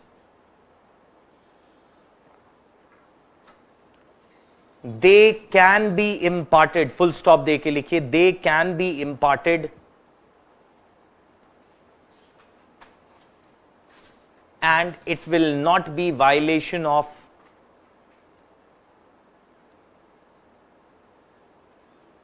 they can be imparted and it will not be violation of, क्या लिखना चाहिए बताइए, violation of the principles of secularism,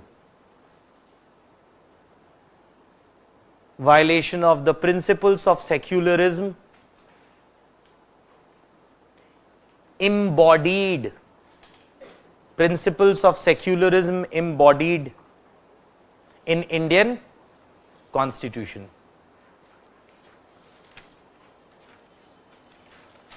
Every time one or two cases आप पूछ रहा है, अच्छी बात है. This time the Supreme Court has directly asked that write few cases. UPSC they normally don't ask, but few cases you must be knowing. Some cases related to everything that you say you must know. कुछ ना कुछ तो लिखना है. Now we have Article 25, 26, 27 and 28. We'll go on a break, but it is very important to discuss that. Okay. 25, 26, 28, 27, 28 से क्या खाका मिलता है आपको? What is the kind of secularism we practice? Positive secularism first. Second, do you think that every attempt has been made to accept and acknowledge diversity? अब और state क्या कहेगा? If there is a religious institution that is imparting religious instruction, उसको भी state.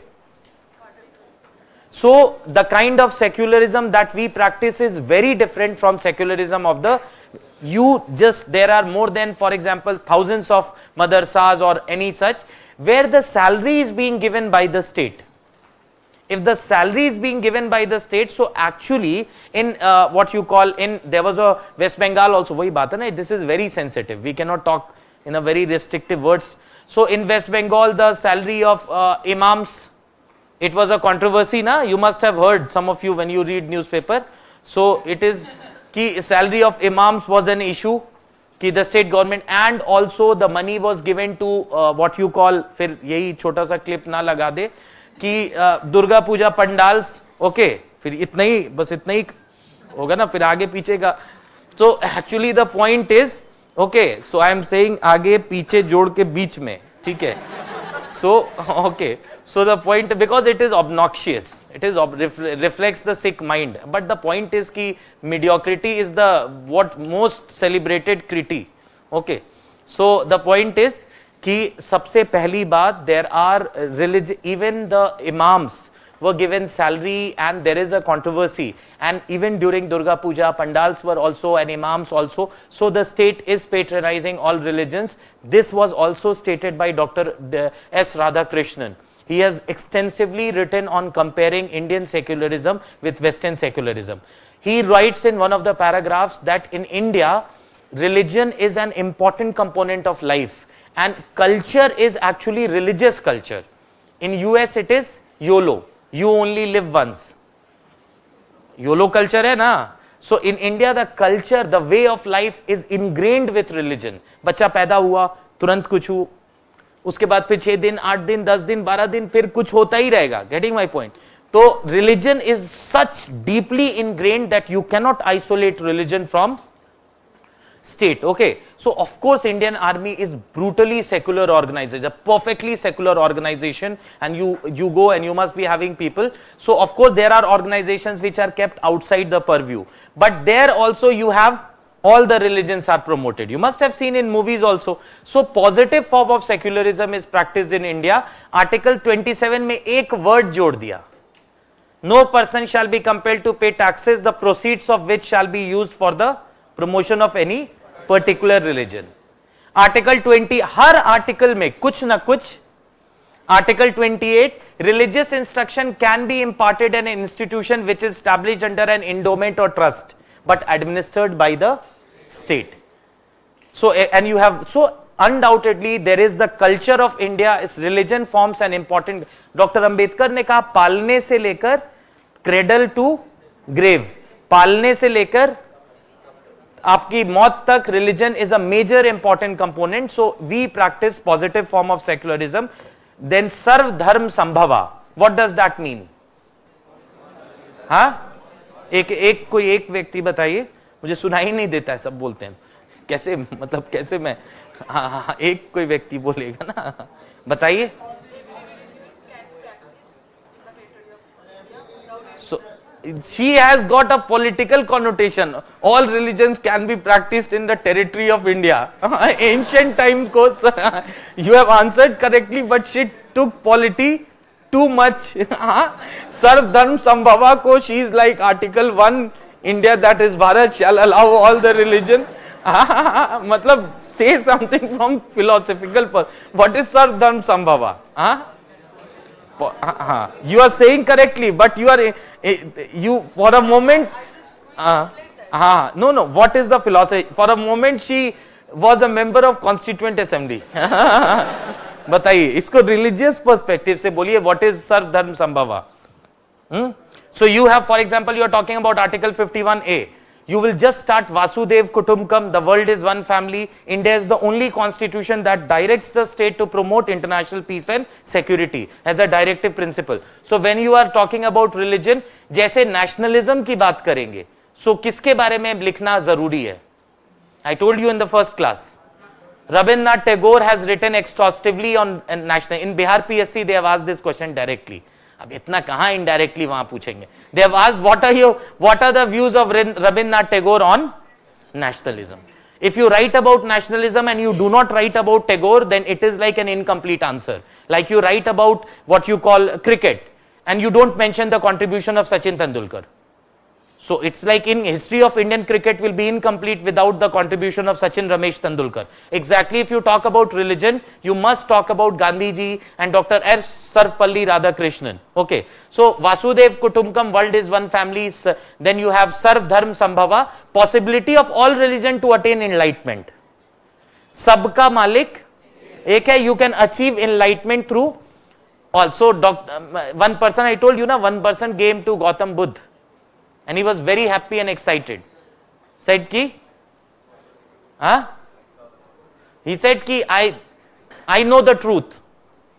So Gautam Buddha said that you know a truth, not the truth. Isiliye chill. So the point is ki a truth and the truth. So Sarv Dharm Sambhava, the possibility of all religions to, kyun? Possibility of all religions to exist nahi.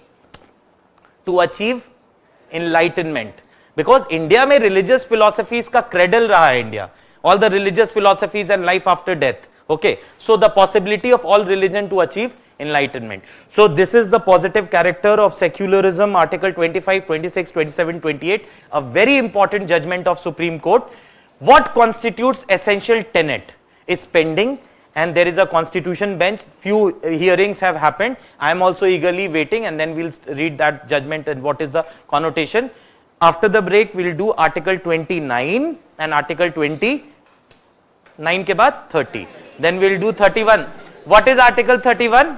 It has been deleted. We'll do 31A, B and C. Okay, welcome back students. We'll take questions asked by our online students. We'll take them, okay? So that they...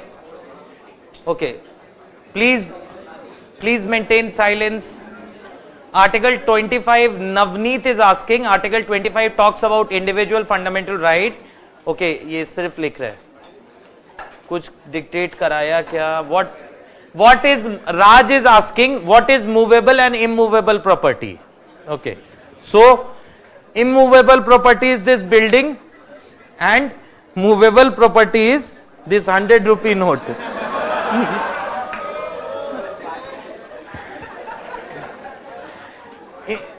It is just a matter of time when instincts come out. You just need an instance. Anyways, so Raj, movable property is something like jewelry, while immovable property is this building. Okay, right to education. Article 25B giving effect to Article 17, Akil, to an extent, yes. Can state take administration of any religious institution by a person like ashram or baba? Of course, yes. इसमें कोई doubt नहीं है. But normally the state does not interfere because it has political and other ramifications.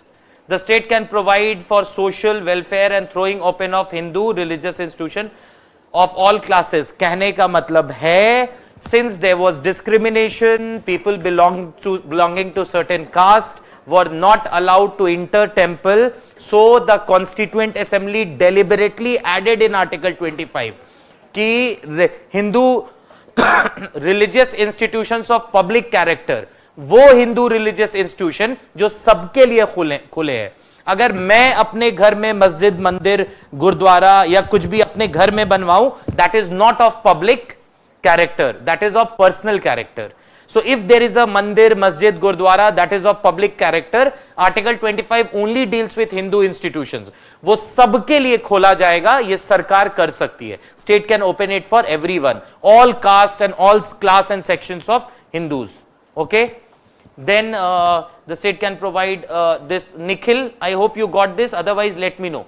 Priyanka is asking, what is preventive detention? अभी तक आपने कोई भी offense किया नहीं है. You have not committed the offense, you are about to commit the offense, you are prevented from committing the offense, that is preventive detention. For example, I announce, kal parliament chalo march. Every time in the entire city you will see it is pasted, 23 ko Sansad chalo.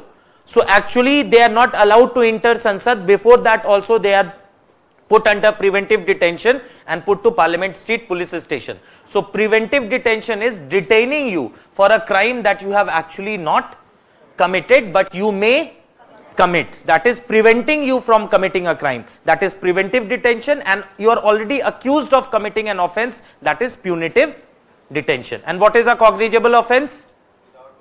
The investigating officer can arrest you without getting a warrant from a magistrate. What is a cognizable offense? Without warrant. And compoundable where compromise can be reached, and non-bailable where the discretion is of the court to give you bail or not. Now we have can the state take administration of any religious institution? Ashram Baba to ho gaya. But so this is it is a part of Indian philosophy. Bhagavad Gita, yes. Religion shall be immaterial while enjoying fundamental rights. Immaterial का मतलब it will be of no significance. Immaterial मतलब मजहब की बुनियाद पे fundamental rights को access नहीं किया जाएगा. आप किसी भी मजहब के हैं, आपको फंडामेंटल राइट्स एंजॉय करने का शक्ति है. So religion is of no importance while you enjoy fundamental rights. This means religion is immaterial while enjoying fundamental rights. फिर है question, sir, does article include minority institutions as it is purely funded? We'll see that in Article 29. Jamia Misla, we have answered. Nikhil is answer. We have sarcasm खतरनाक है. अच्छा छोड़िए. So सभी religion. Sir, how to remember the cases according to article? First of all, UPSC never ask these articles. It is the beauty of UPSC that it will not ask you articles. It is the state PSC which has the habit of asking articles. Like in one of the state PSCs they add article 330. Okay, 330 is what is, ऐसे तो of course आपको नहीं याद. 330 is reservation of SC ST in Lok Sabha. Okay, 331 is Anglo-Indian nomination that has ended. 332 is reservation for SC ST in State Legislative Assembly. 333 is reservation for Anglo-Indian in nomination of Anglo-Indian in State Legislative Assembly. 334 was for 10 years which has been extended.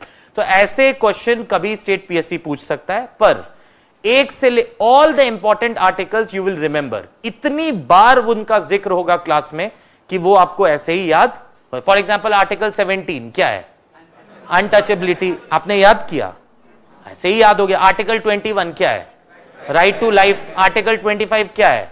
Secularism and right to practise religion. So article 14 क्या है? Equality before law. आपने याद किया. Article 12 क्या है? Definition of state. So all the articles which are required you will remember. उसमें कभी बैठकर याद नहीं करना है सच. और केसेस तो भैया मतलब चटनी है, जिसको खाना है खाए. If you want, that is not any, that is something which will add, of course that will add substance to your answer. You may not incorporate, you may incorporate, that depends upon you. Since it is not given in the text, so I usually, sir, in article state please allow denominations. Shivam is asking in article 26 how state interference is allowed. Please explain, because religious denomination is allowed to administer state the क्या कह रहा है? They will manage the religious, administer the religious institution as per the law. State एक law pass करके उसको take over. I gave you example also of a temple, and also in South India. All the property and everything will be managed by a trust established by the law, and that law will empower the state to appoint the chairperson of the trust. Okay, so that is the way. So what is preventive? No.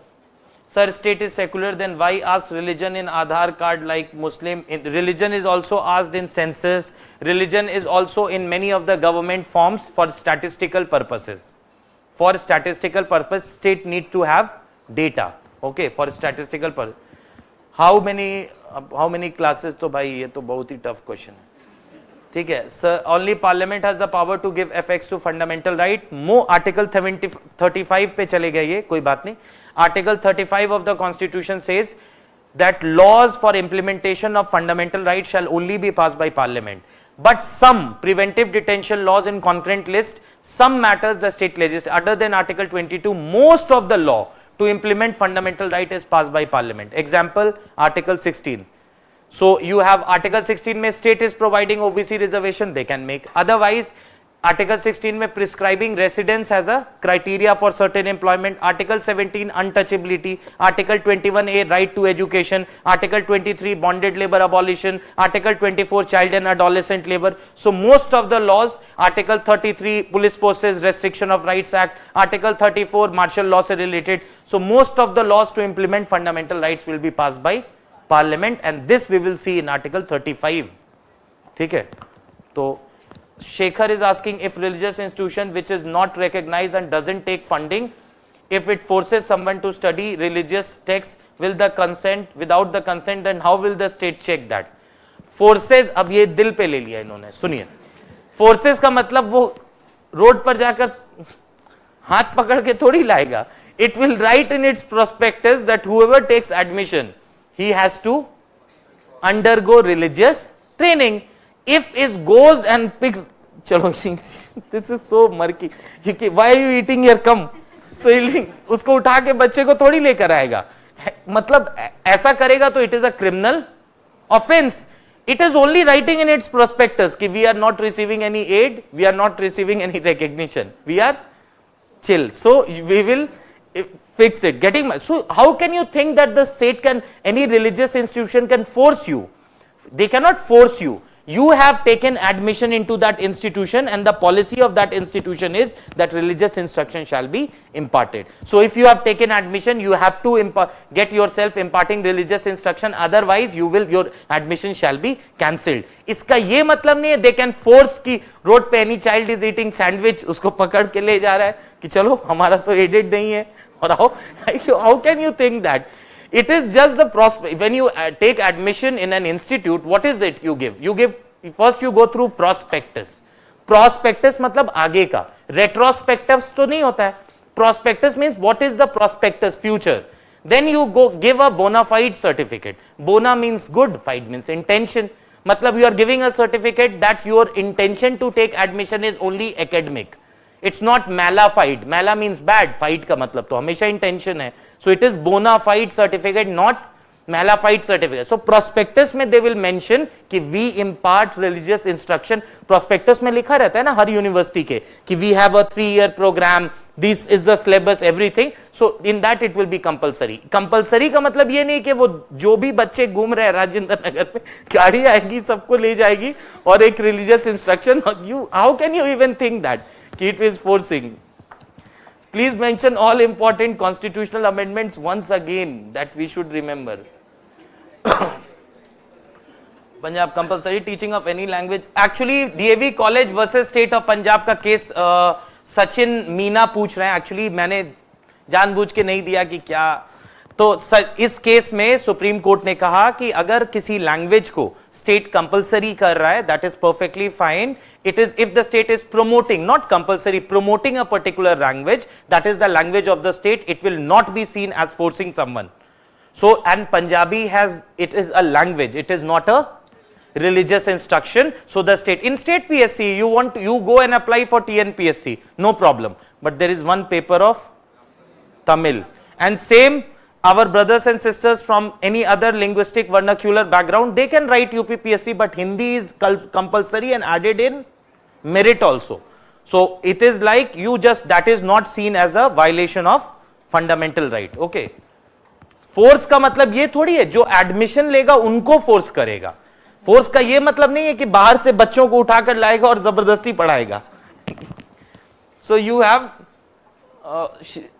Now we have sir why are these seats reserved in minority institution funded by state for the purpose of same minority. This will be answered in article 30, the language and text of article 30. Okay. So अब आते हैं article 28. 28 has been actually, you have heard about MAHE, Manipal academy of higher education, सुना है? उडुपी में है. You have Kasturba medical college, one of the best medical colleges in the country. हाँ, you have heard of India. So anyways, कभी कभी तो उसी दिन कुछ आता है, पता नहीं मुझे, मेरे पास कौन से मीम्स आते हैं, आपके पास कौन से आते हैं, या कुछ अलग ही दुनिया, हम दोनों अलग दुनिया में जी रहे हैं.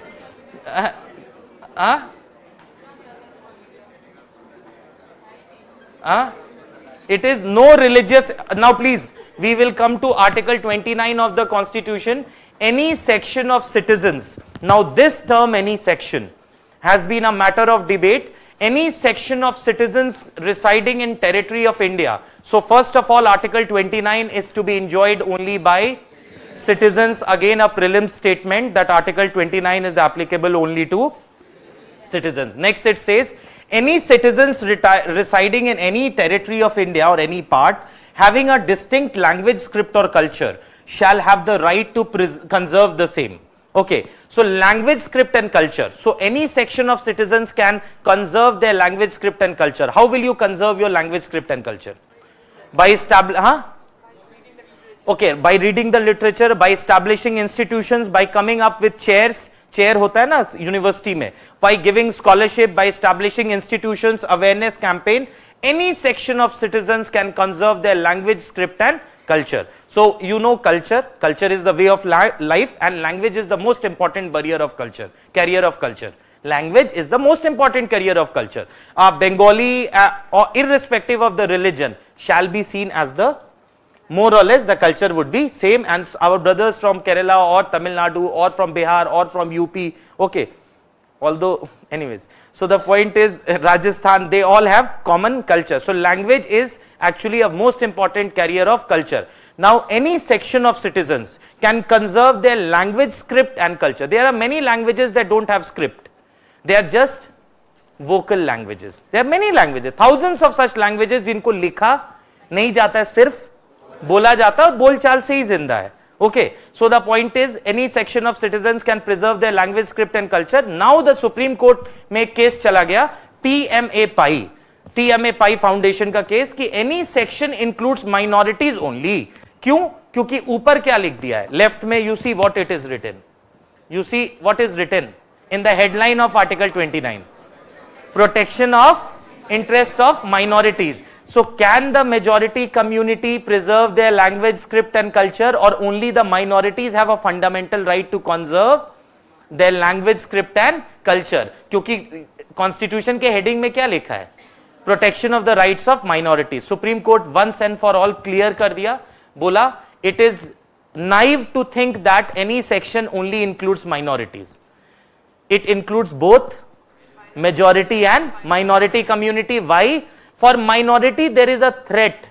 That is why article has been added. It is a settled understanding and preposition, commonsensical thing कि it includes majority. So the majority community can also have a fundamental right to conserve their language, script and culture. That is the most important thing. And then it says so any section, अब इसमें क्या क्या question UPSC या किसी भी exam में पूछ चुका है.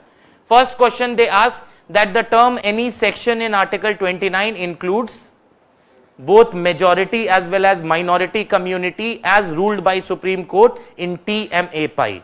Second thing, that any section, what kind of, what you call this thing, what is to be preserved as a fundamental right, language, script or culture. Next important thing is that this article 29, what can be done? They can lead to the establishment of educational institutions and etc. Okay. Second part of article 29 अब है no citizen shall be denied admission, यानी applicable against only to citizen. फिर ये question आता है article 29 is applicable to citizens. So which all articles are applicable only to citizens?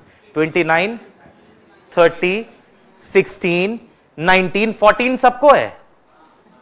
हाँ, yes, it is written no person shall be denied equality before law and equal protection of laws. So it says no citizen shall be denied admission into an educational institution maintained by the state.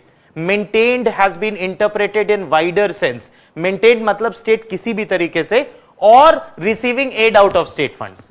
Aid means help. Aid means help. Help can be in cash or in kind. It can be computers, any scholarship, anything. So no citizen shall be denied admission into an educational institution maintained by state or receiving aid out of state funds on grounds only of religion, race, caste, language. So what is missing?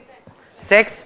So there can be a medical college or a social sciences or any other college only for women. Okay. And this also is there in Article 15 clause 3 that the state can make any special provision for the advancement of women and children. Otherwise deliberately it has been added over here any section of citizens. So initially it was intended कि article 29 और article 30 would be related to minorities. ऐसा intend किया गया था. लेकिन now which article is only for minorities? 30. Why? Because 29 में Supreme Court has interpreted any section to include both majority and minority. So अब सिर्फ एक fundamental right है that is exclusively dealing with minorities, that is article 30 of the constitution. So now you see अब 30 में we'll see 29 30 together, all minorities whether based on religion or language. एक question बन गया सीधा, what kind of minorities are recognized by the constitution? There can be sexual minorities. Anybody in the class is wearing a white shirt, he can be a white shirt minority. Minorities can be of 200 types. What is the minority that is recognized by the constitution? Religious or linguistic minorities. So all, and next question is, अब वही जो इतने दिन से चल रहा है, what kind religious minority is determined as per National Commission of Minorities Act 1992. Religious minorities are determined till today on central basis, and the last community to be added was Jain community in 2014. You can search on internet, it is a common fact. But 3 days back the central government filed, because there have been continuous petitions in Supreme Court to allow the states to declare minorities on state basis. क्या फायदा होगा? Once the minor, for example, there is a medical college in Bihar, Katiyar Medical College, or for that matter there is a medical college in South India, so many medical college where 50% seats are, or St. Stephen's College 7-8 kilometers from here, St. Stephen's College, 50% seats are reserved for Christians, not religious minorities. Religious minorities only Christians. Okay, because religious minority तो सब हो गया ना. Christian, only Christians के लिए 50% seats, or in Jamia Millia Islamia 50% seats are reserved only for Muslims. So this minority, so once Hindus are declared as religious minority in various states like Arunachal Pradesh, Nagaland, Mizoram, Jammu and Kashmir, getting my point? So many states, so once they are Meghalaya, if they are declared as what you call minorities, then they can open their medical college and reserve 50% seats only for their particular community members. Okay, so this is St. Stephen's College versus University of Delhi. इस case में Supreme court ने rule किया कि the right to administer a minority institution includes the right to reserve 50% seats only for the people belonging to that religious minority community. उसके बाद supreme court ने there are other P A Inamdar is one of the educationist, उससे भी supreme court ने अपनी बात reiterate की। But now the petition is central government for the first time on record has filed an affidavit in the Supreme Court 3 days back that we don't have a problem if the states go ahead and declare religious minorities. So let's see, now the states would start declaring. We'll get to know that if a notification is issued, immediately it will be coming in your current affairs and also in Hindu newspaper, Indian Express or Jansatta, whichever you read. So the point is it will appear. So we'll wait. Linguistic minorities are determined on the basis of state basis. Yes, why? Possible है India में linguistic minorities national basis पे determine करना?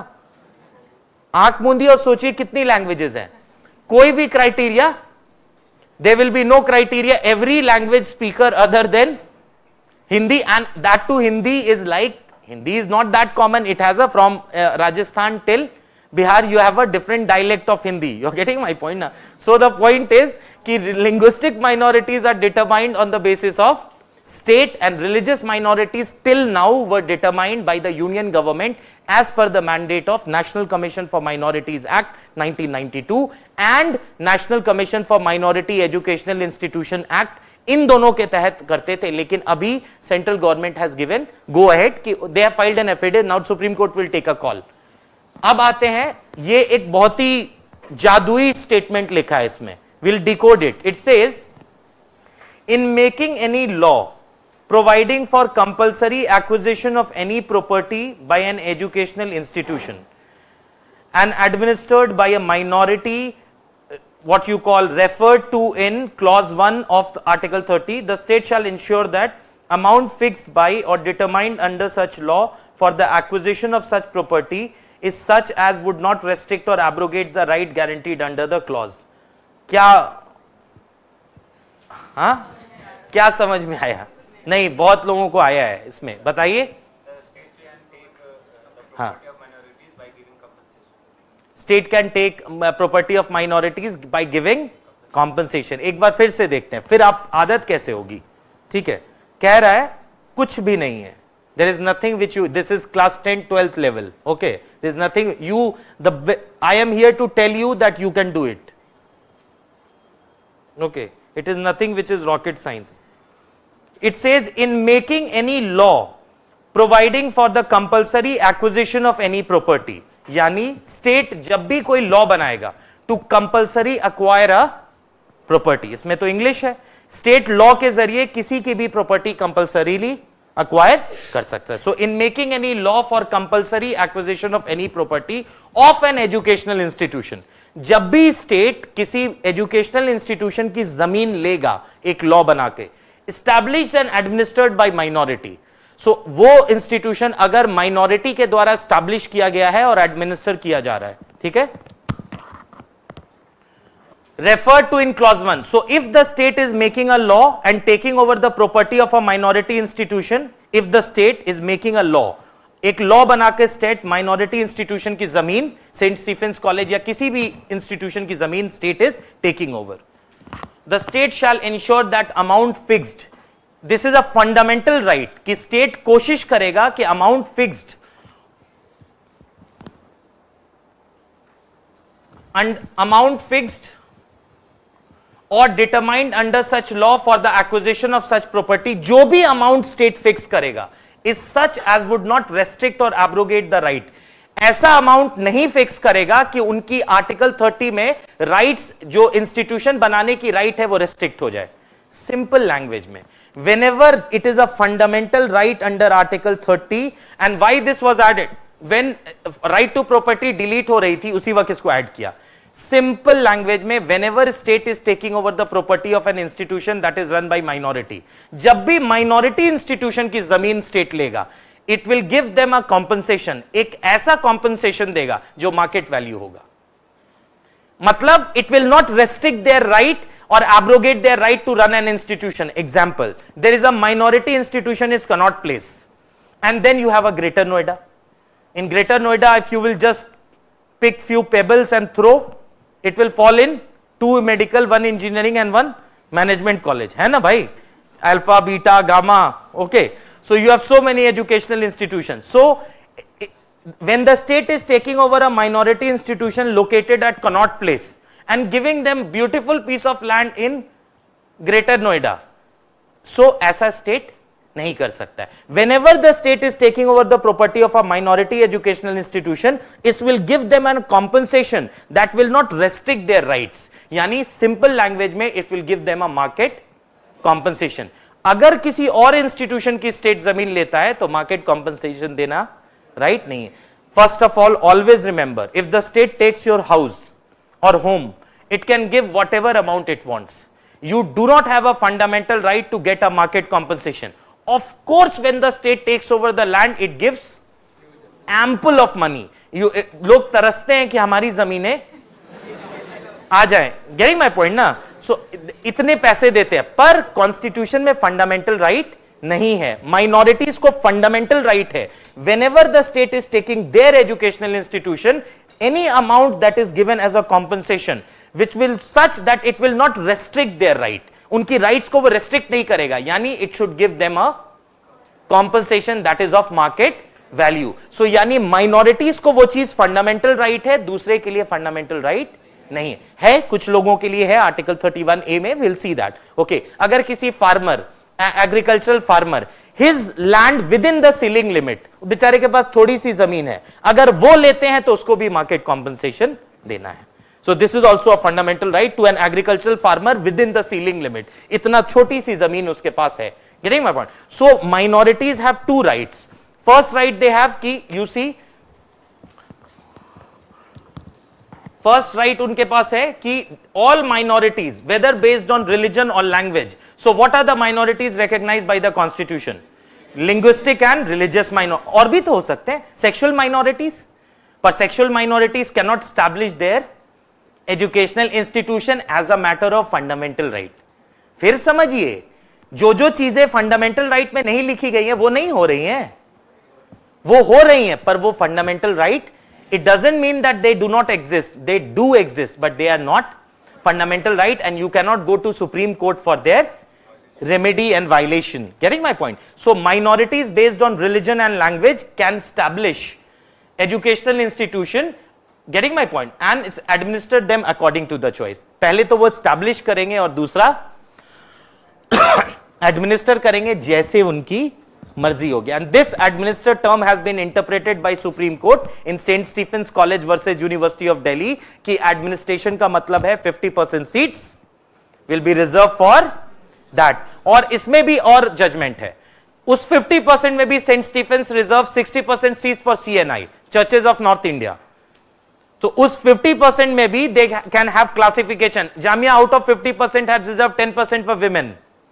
St. Stephen's, I don't know present status, but many years back it used to reserve out of those 50%. अगर 30 seat है 50% में, उसमें 60% seats हो जाएगी, 18 seats for churches of North India.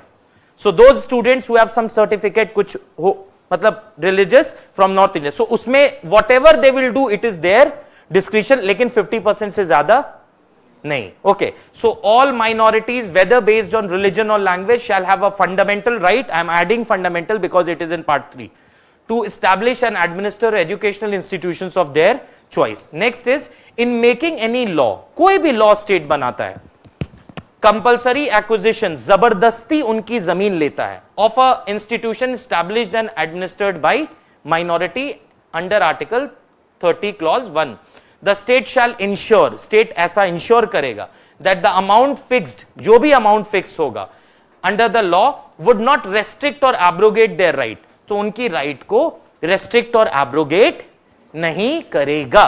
यानी उनकी ऐसी right, यानी कि if you are taking land at Connaught Place and you are giving them land at Mumbai Delhi corridor, so कौन बच्चा जाएगा पढ़ने के लिए हेलीकॉप्टर से? So you will ensure that the rights are not abrogated or restricted.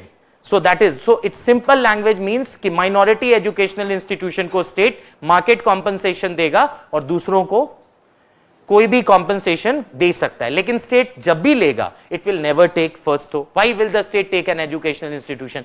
Even if the state takes, it will give a very handsome compensation both to minority. I told you na, a friend of mine his land was there in Agra wala highway. First they were given 32 crore and then they protested. Somebody said कि तुम लोग को तो कम मिला. So he protested, they again gave 32 crore. So he's like, अब क्या है? He went to United States, came back. So the point is, he's preparing for civil services, don't mind. So the point is, the state, now it is, the state shall not, while granting aid to an educational institution, जब भी state educational institution को grant देगा, discriminate against any educational institution on the ground that it is under the management of a minority, whether based on religion or language. यानी state fund देते वक्त a minority और non-minority educational institution के बीच discrimination नहीं करेगा. St. Stephen's College, Jamia Millia Islamia, Safdarjung Madarsa, so Guru Sri Guru Tegh Bahadur Khalsa College, all the colleges are receiving aid out of state funds. And how many what percentage of people pay taxes? Everyone pays taxes. अभी जब GST क्यों? क्योंकि मालूम है आप लोगों को, indirect taxes are paid by everyone. If any a rickshaw puller buying a biscuit is also paying tax, and indirect taxes are superseding. Very soon they are, you saw how indirect tax collection is rising. Of course 6% of the population pays direct tax. And what is a direct tax and what is indirect tax? एक एक करके. Everybody's answer is nobody's answer. Direct how from the payee, from the person directly. And indirect? Indirect taxes are which we give clothes and buying such. Okay. ठीक है. Any other person would like to contribute to Bhandara? हाँ. Indirect tax. हाँ. Burden of direct taxes का दुनिया में सिर्फ एक ही definition है. बाकी सब उसको suggest करता है. Any tax for which the burden of incidence cannot be shifted. I am paying personal income tax. I cannot ask anybody, my brother, to pay on my behalf. So personal income tax, corporation tax, wealth tax, all these are examples of direct tax. Indirect tax, where the burden incidence can be shifted on next person. Example, you went to Haldiram. You had chole bhature. Chole bhature is priced at 100 rupees. And 2.5% CGST and 2.5% SGST. So who is depositing the money with the government? Who is depositing the money with the government? Haldiram's owner, but he is shifting the burden on you. So any tax for which the burden can be shifted on the final consumer, then it is a indirect tax. 5 रुपए जो लगा उसमें tax, did you go and deposit? No.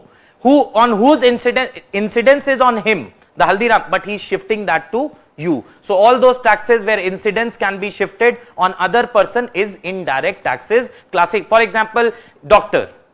He is giving a service. Although अभी GST का rate चल रहा है कि for 20 lakh rupees for professionals and 40 lakh rupees for other businesses. If their turnover increase, then only they come under the ambit of GST. So if a doctor is providing service to you, and his annual turnover is increasing more than 20 lakh rupees. So for every service, professional service that he will provide, he will add GST. Final incidence is falling on whom? Final incidence किस पे fall कर रहा है? Doctor पर. पैसा कौन दे रहा है? GST 18%. Incidence is being shifted from the service provider to the. So for example, getting my point. So any service that is being provided, final incidence is shifted. That is indirect tax. That is incidence can be shifted. Or what is a surcharge? Tax on tax. For example, 100 रुपए आप कमाते हैं. You are earning 100 rupees. Although this is going into CA class, पर थोड़ा सा. CA 100 rupees you are earning. 10 rupees is your tax amount. 10%, 10 rupee आपका tax amount है. Surcharge is 10%, मतलब tax amount का 10%. So 10 rupees your tax amount. So what will be 10% of 10 rupee? 1 rupee. Tax on the tax amount is surcharge. Cess is always for a particular purpose.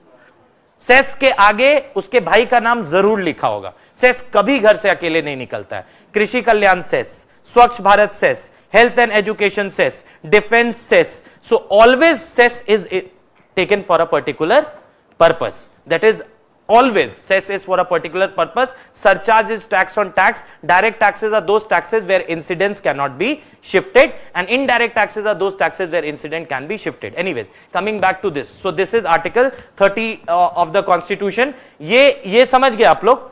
जब भी state aid देगा वो कभी भी minority और non minority institution में discrimination नहीं करेगा, और this is a fundamental right. Now we have a question by Raj.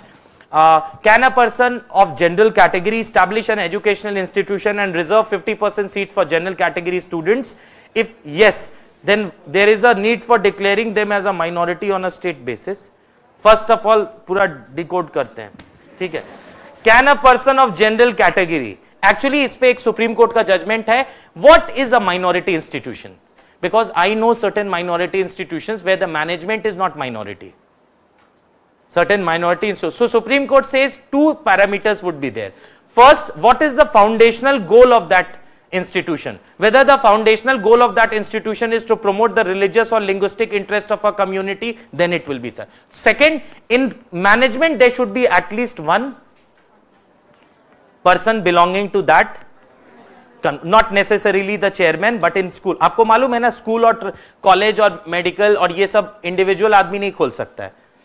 You have to open a trust because they are exempted under Income Tax Act. So you have to open a trust. Okay, they function under a trust only. Anyways, can a person of general category establish an educational institution and reserve 50% seats for general category student? General category के लिए तो you are getting already 50% है. अभी economically weaker section. Now the point is economically weaker section 10%. Okay, 10% reservation to economically weaker section. Now if the state has passed a law, article 16 के economically weaker section में state law पास करके 10% economically weaker section के लिए reservation कर सकता है, पर general category के लिए नॉर्मली तो 50% रिजर्व है ही. उसमें रिजर्व क्या करना है? And it is not for general category. This is wrong. It is unreserved. It is for everyone.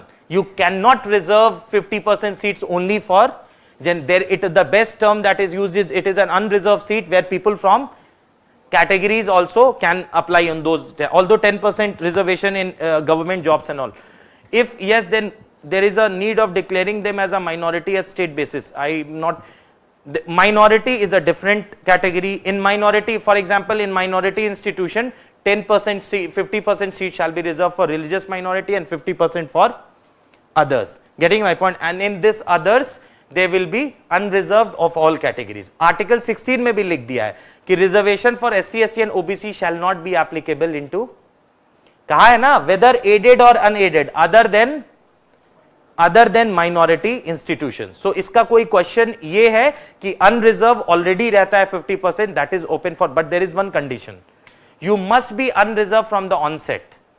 If for example in prelims you got 97% and general cutoff was 98, so you took the benefit at prelims. You getting my point ना? अब आपको last तक you will be counted as that category candidate.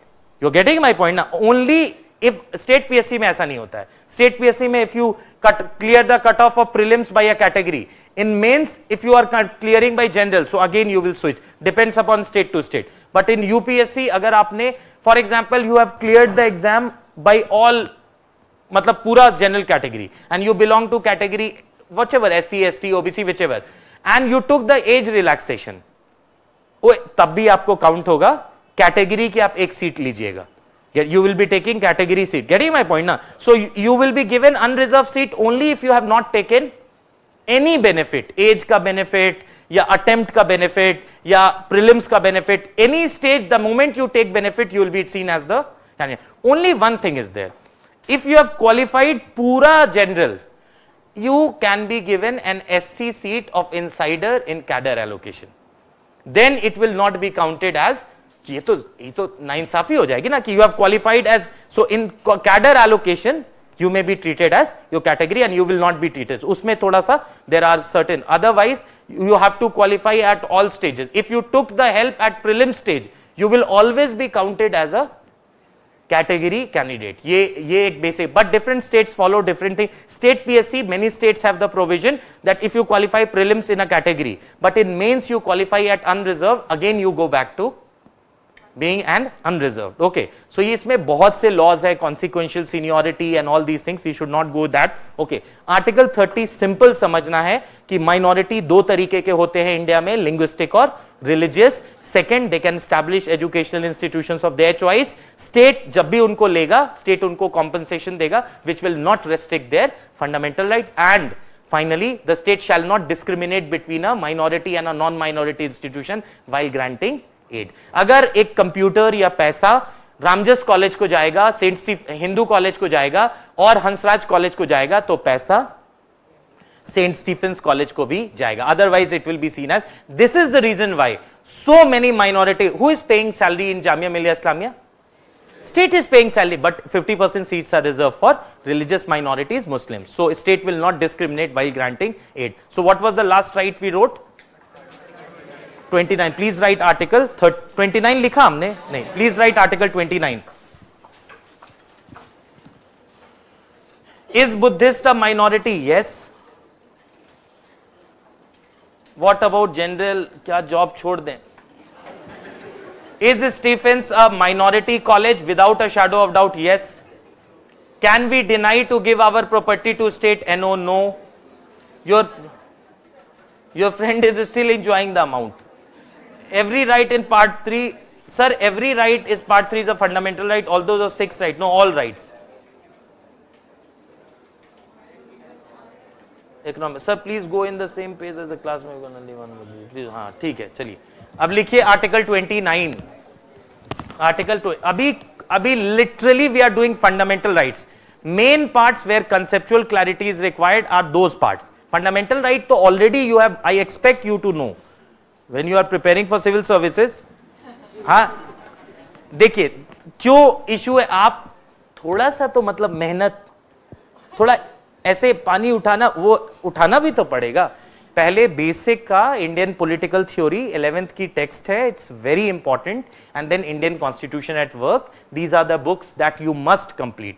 And then you must have an idea of basics. Okay, what is a state, what is a nation, basic आपको आना चाहिए. Then you would be in a better position to understand many things. Okay, so basics आपको बहुत बहुत clear होना चाहिए. वो book तो मोस्ट इंपॉर्टेंट है, that is political theory. Okay, please write article 29. Any section of citizens any section of citizens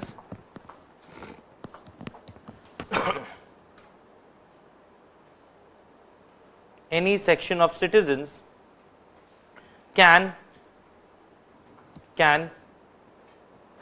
preserve their language, script or culture. Any section of citizens can preserve their language, script or culture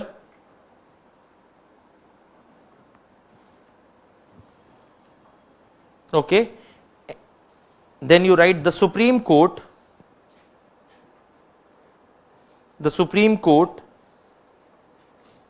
in TMA pi, the Supreme Court in TMA pi. सुनिए ऐसे लिखिए,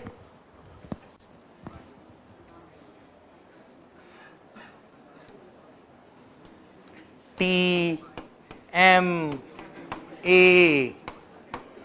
PAI लिखिए. The Supreme Court in TMA pi foundation case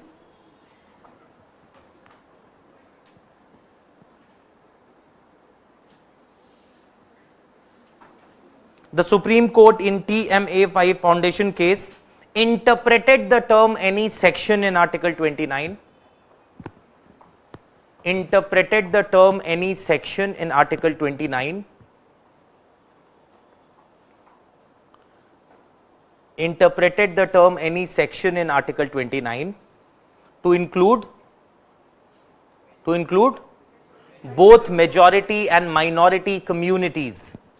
To include both majority and minority communities. Full stop. Next point you write, this right is available only to the citizens of India.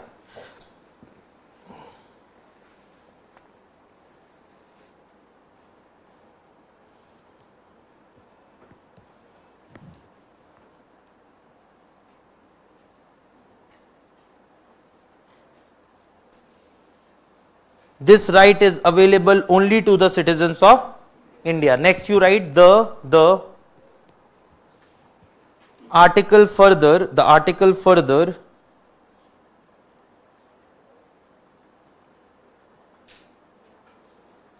establishes, the article further establishes secular character of, the article further establishes secular character of education, the article further establishes secular character of education by prohibiting discrimination. The article further establishes secular character of education by prohibiting discrimination against any citizen, by prohibiting discrimination against any citizen.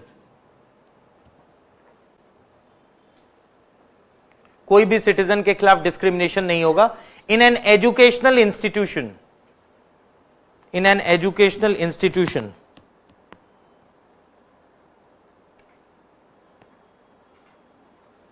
In an educational institution. क्या लिखना चाहिए आप बताइए, किस तरीके के institution में discrimination नहीं हो सकता है? इन एन एजुकेशनल इंस्टीट्यूट, जोर से बोलिए, क्या लिखा है यहां पर? मेंटेन्ड बाय, और यानी उन इंस्टीट्यूशंस में जहां स्टेट पैसा दे रहा है उसमें किसी को इन बेसिस पे डिस्क्रिमिनेशन नहीं हो सकता है एडमिशन में। Okay, so next you right in an educational, maintained out of state funds, maintained out of state funds,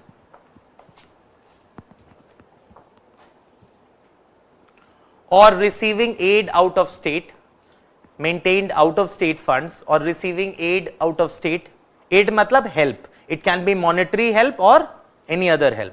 Maintained out of state funds or receiving aid out of state on grounds only of, on grounds only of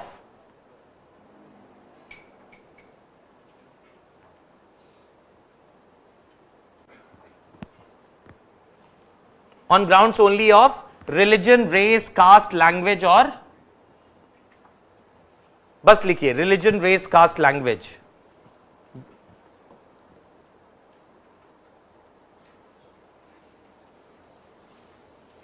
okay, religion, race, caste, language, समझ रहे हैं ना इस बात को?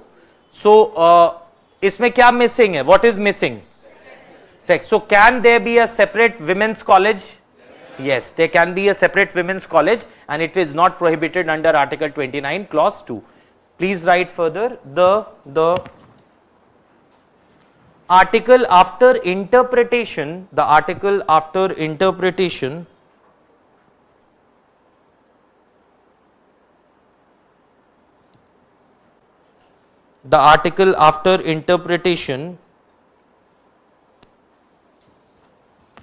established rights of any community, the article after interpretation established rights of any community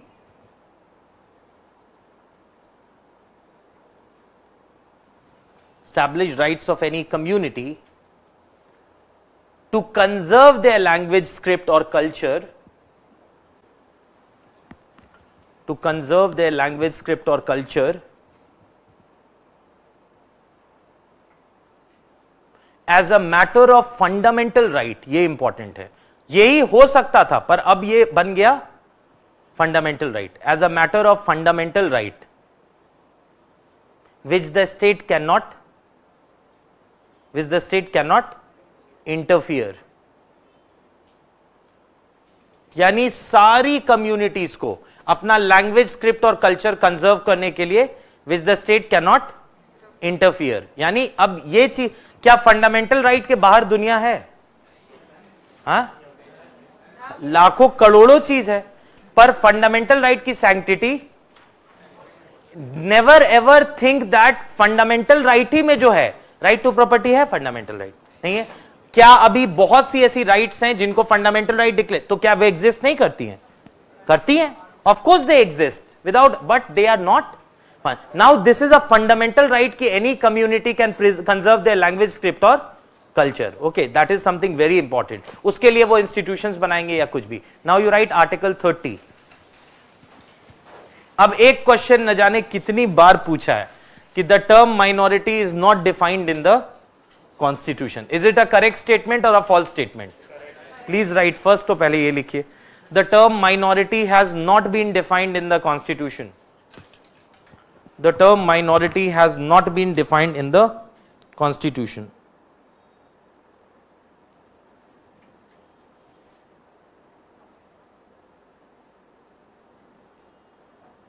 The term minority has not been defined in the constitution, full stop. Okay, next you write the article exclusively deals with minorities. This is the only article which exclusively deals with minorities in fundamental rights.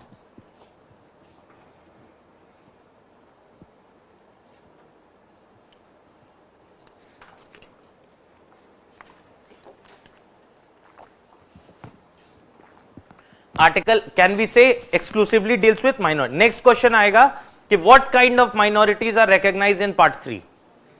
Linguistic and religious. Please write, it recognizes linguistic and religious minorities. It recognizes religious or linguistic minorities. Next you write, it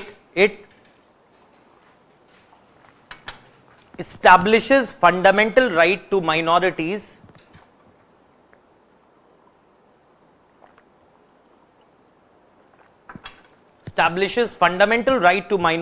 क्या क्या right they रहा है? ये क्या right they रहा है? अरे culture से आगे आ गए, अब तो 30 पहुंच गए. अभी भी आप 12th पास कर गए ना भाई. हाँ अभी फिर कितना, आप तो क्या राइट दे रहा है? दो चीज का. पहला, स्टैब्लिश करो और एडमिनिस्टर करो educational institutions of their choice. Please, क्या लिखा आपने? टू क्या लिखना चाहिए? Establish and administer educational institutions of their choice. Establish and administer educational institutions of their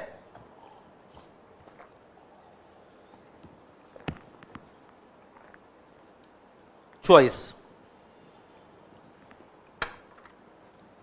Then you write, the Supreme Court in St. Stephen's College versus University of Delhi, the Supreme Court in St. Stephen's College versus University of Delhi ruled that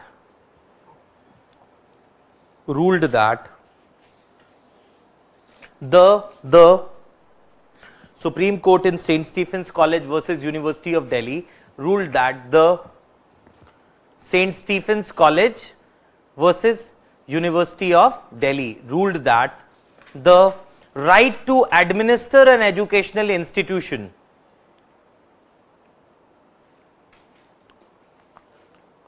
ruled that the right to administer an educational institution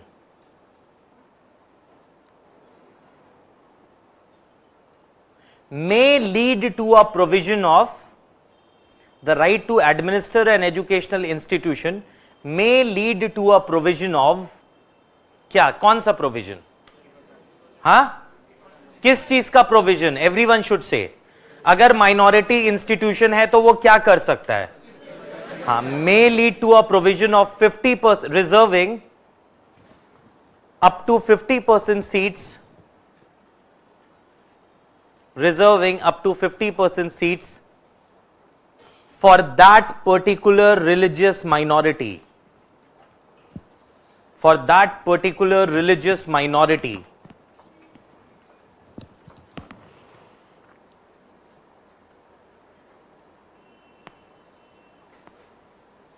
अब एक चीज और समझिए, थोड़ा समझना है. ये 31 clause 1 के बाद नीचे 1A है.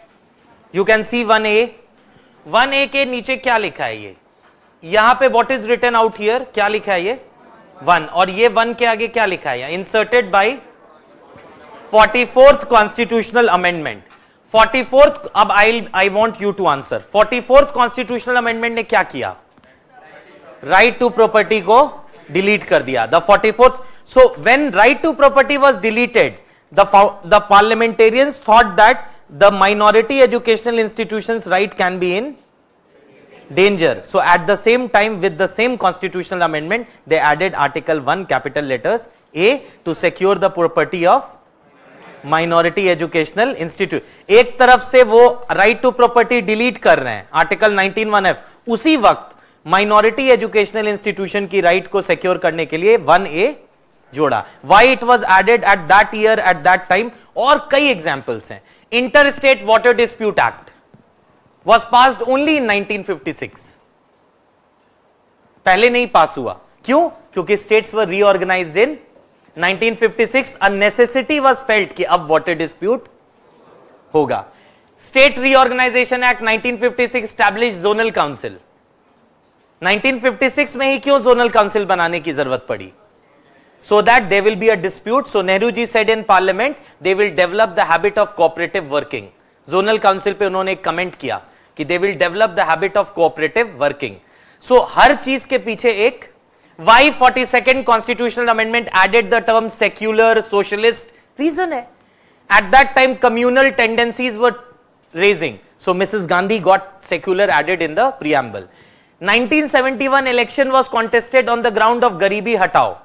So a clear message was to be given to the population that we believe in socialist mandate. So preamble में जुड़वाया socialist.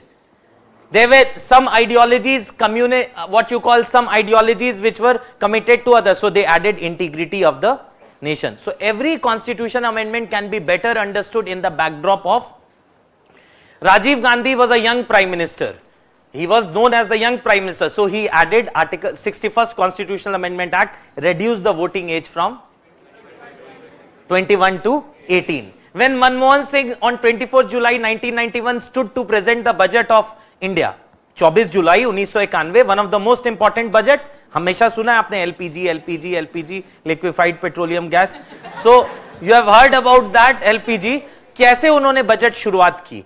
24 July 1991, 2 months back, Rajiv Gandhi was assassinated on 21st May 1991. He started his speech कि I am reminded of a young man who had a dream for India.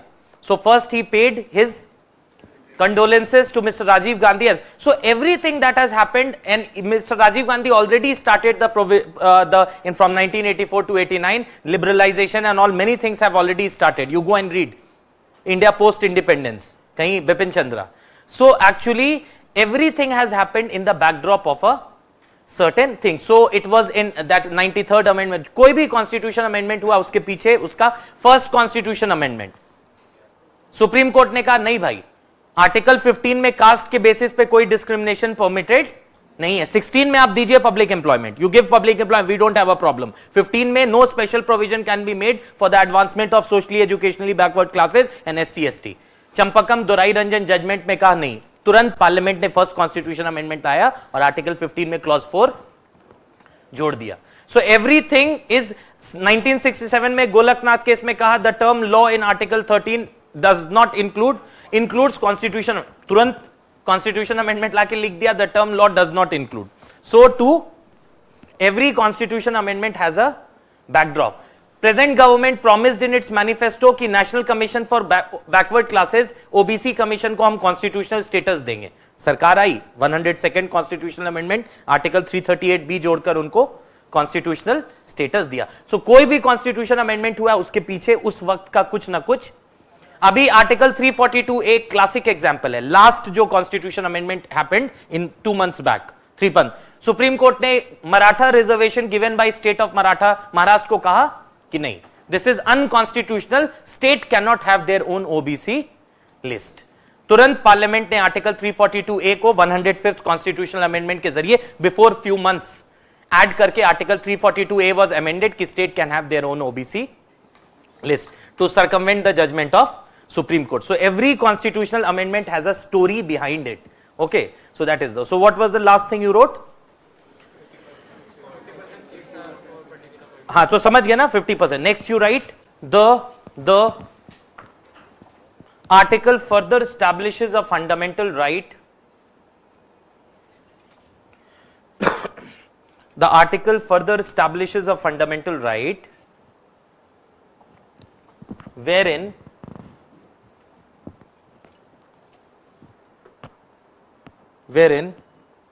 the state while the article further establishes a fundamental right wherein the state while क्या काम करते वक्त while compulsory minority property को जब वो acquire करेगा, while compulsorily acquiring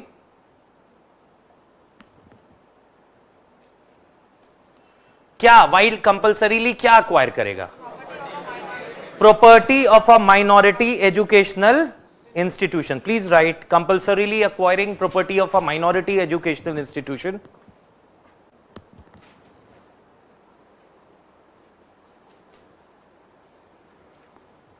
Compulsorily acquiring a minority educational institution, comma, shall give a fixed compensation. Compulsorily acquiring the minority educational institution shall give a fixed compensation which shall not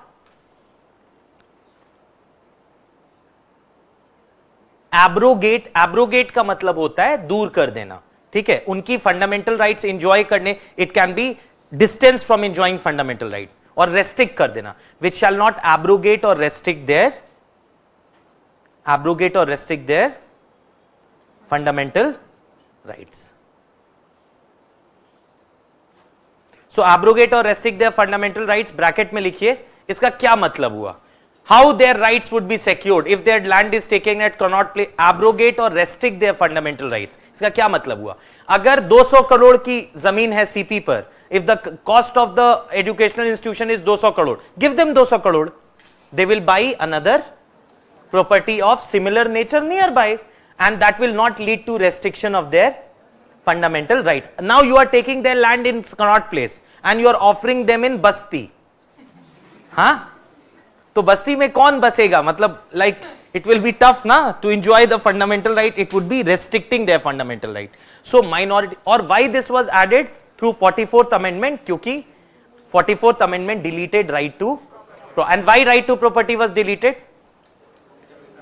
it became a burden. Article 39C को implement करने जाते हैं, 19(1)(f) gets violated, होता है ना, बताए, ये बताए थे, हाँ, ठीक है, yes, ठीक है, समझ गया ना बात को, तो you have article 30, okay, now write something for mains, some please write, हाँ, ब्रैकेट में क्या लिखना चाहिए बताइए, आप खुद बताइए, any compensation should be of market value, very simple, any compensation should be of market value. I don't want to give you fish. If I give you fish, I feed you for a day. If I teach you fishing, I feed you for lifetime. अभी मैं पढ़ा दूंगा, फिर वही अगले साल गम मनाना नहीं है ना, राजेंद्र नगर में एग्जाम के बाद, भाई, हाँ, और तो गम मनाना नहीं, वही होगा, आपको खुश कर देंगे, आप भी अपना चले जाइएगा लिख के, मजा आ गया. You must be ready to tackle any question. If they change the question, the concept of question, dynamic को आप तुरंत समझ जाएगा, अच्छा. Otherwise, why 9,90,000 are not qualifying? कुछ तो कारण होगा ना, हाँ, कुछ तो रीजन है ना, क्यों, क्योंकि यूपीएससी एक कदम आगे और एक कदम पीछे. फैक्चुअल कुछ 4-5 क्वेश्चन इजी देगा वो, अरे बच्चा सेंटर पे गया, दही खाया, मां बाप ने उम्मीद लगाई, 4 question UPSC will give you to keep you in the race. Okay, and what do you mean, what is the full form of NITI Aayog, UPSC civil services examination prelims question of 2016 और 17 में क्वेश्चन पूछा है, what is the full form of, वो उनके लिए जिन्होंने 100 रुपया दिया एग्जाम के लिए गया, तो उनको खुश करेगा. वो 4 क्वेश्चन अगर आपसे बन रहा है तो you don't think you are in race. So the point is, next 7 questions they will be asking factual, and some questions where even if you are given internet, 2 घंटा पढ़ते ही रहिएगा, क्योंकि they are conceptual questions, और वो नहीं होता है, इसीलिए फिर वो अब बात सिंपल सी है, एग्जाम का डिमांड यहां है, तो मैं आपको, I can not keep you at this level, in simple language, lal babua level.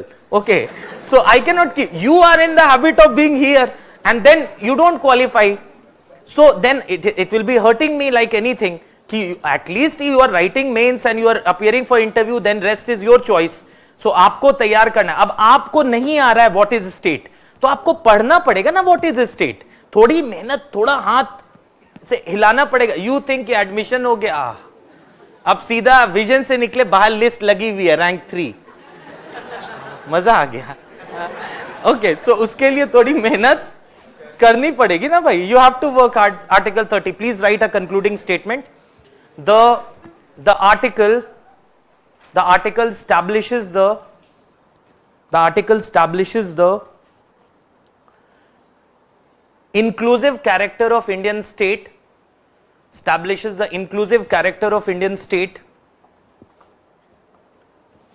wherein inclusive character of Indian state, wherein the constitution specifically safeguards. Article establishes the inclusive character of Indian state, wherein the constitution specifically safeguards the interests of minorities, safeguards the interest of minorities from infringement. Infringement तो सुने ही होंगे भाई. Infringe, INFRINGE, infringement.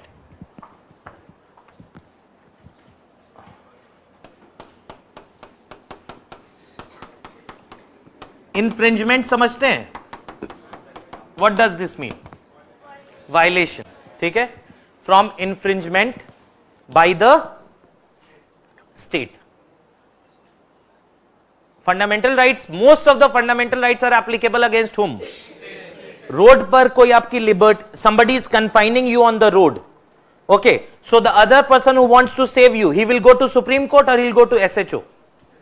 SHO. So fundamental rights are available. If the state is making a law and confining you, or SP is confining you arbitrarily, then you will go to High Court or Supreme Court. Most of the fundamental rights are only available against the state. अब कह रहा है कि there will be no discrimination in matters of public employment. Not in. मेरी दुकान है लालू हलवाई.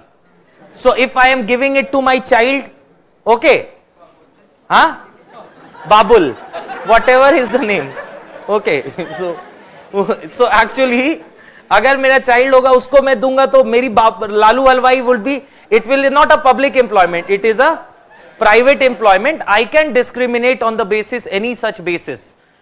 Article 15, all those maintained out of state funds. So most of the fundamental rights are only available against the state. Certain fundamental rights, habeas corpus. Article 32, Najib, a student of biotechnology at Jawaharlal Nehru University, he suddenly got lost. So his mother filed a petition of habeas corpus at Delhi High Court under Article 32 ki that is against, because the police is not able to find. So certain habeas corpus, or Article 17 mein, if a private institution is promoting untouchability, in those cases also the courts have entertained, okay, they have given mandamus direction. Otherwise, if your rights are violated, if somebody is stopping you from speaking, so आप किसके पास जाइएगा? आप court जाइएगा ना, या थाना जाइएगा? Of course you will go to the police station. So rights are available against the state. And what is the definition of state? Union parliament, union government, state government, state legislature, local authorities में PRIs and ULBs, and then you have other authorities जिसका definition RD Shetty case में justice PN Bhagwati ने दिया है. So we expect to, there are many more things would be coming. So we expect to, एक line में अभी लिखवाऊंगा, बिल्कुल अभी टाइम बचा है. आर्टिकल 31, क्यों? क्योंकि आर्टिकल 31 डिलीट हो चुका है. तो ये लिख लीजिए, article 31, article 31 has been repealed by 44th Constitutional Amendment Act. Article 41 has been repealed by 44th Constitutional Amendment Act.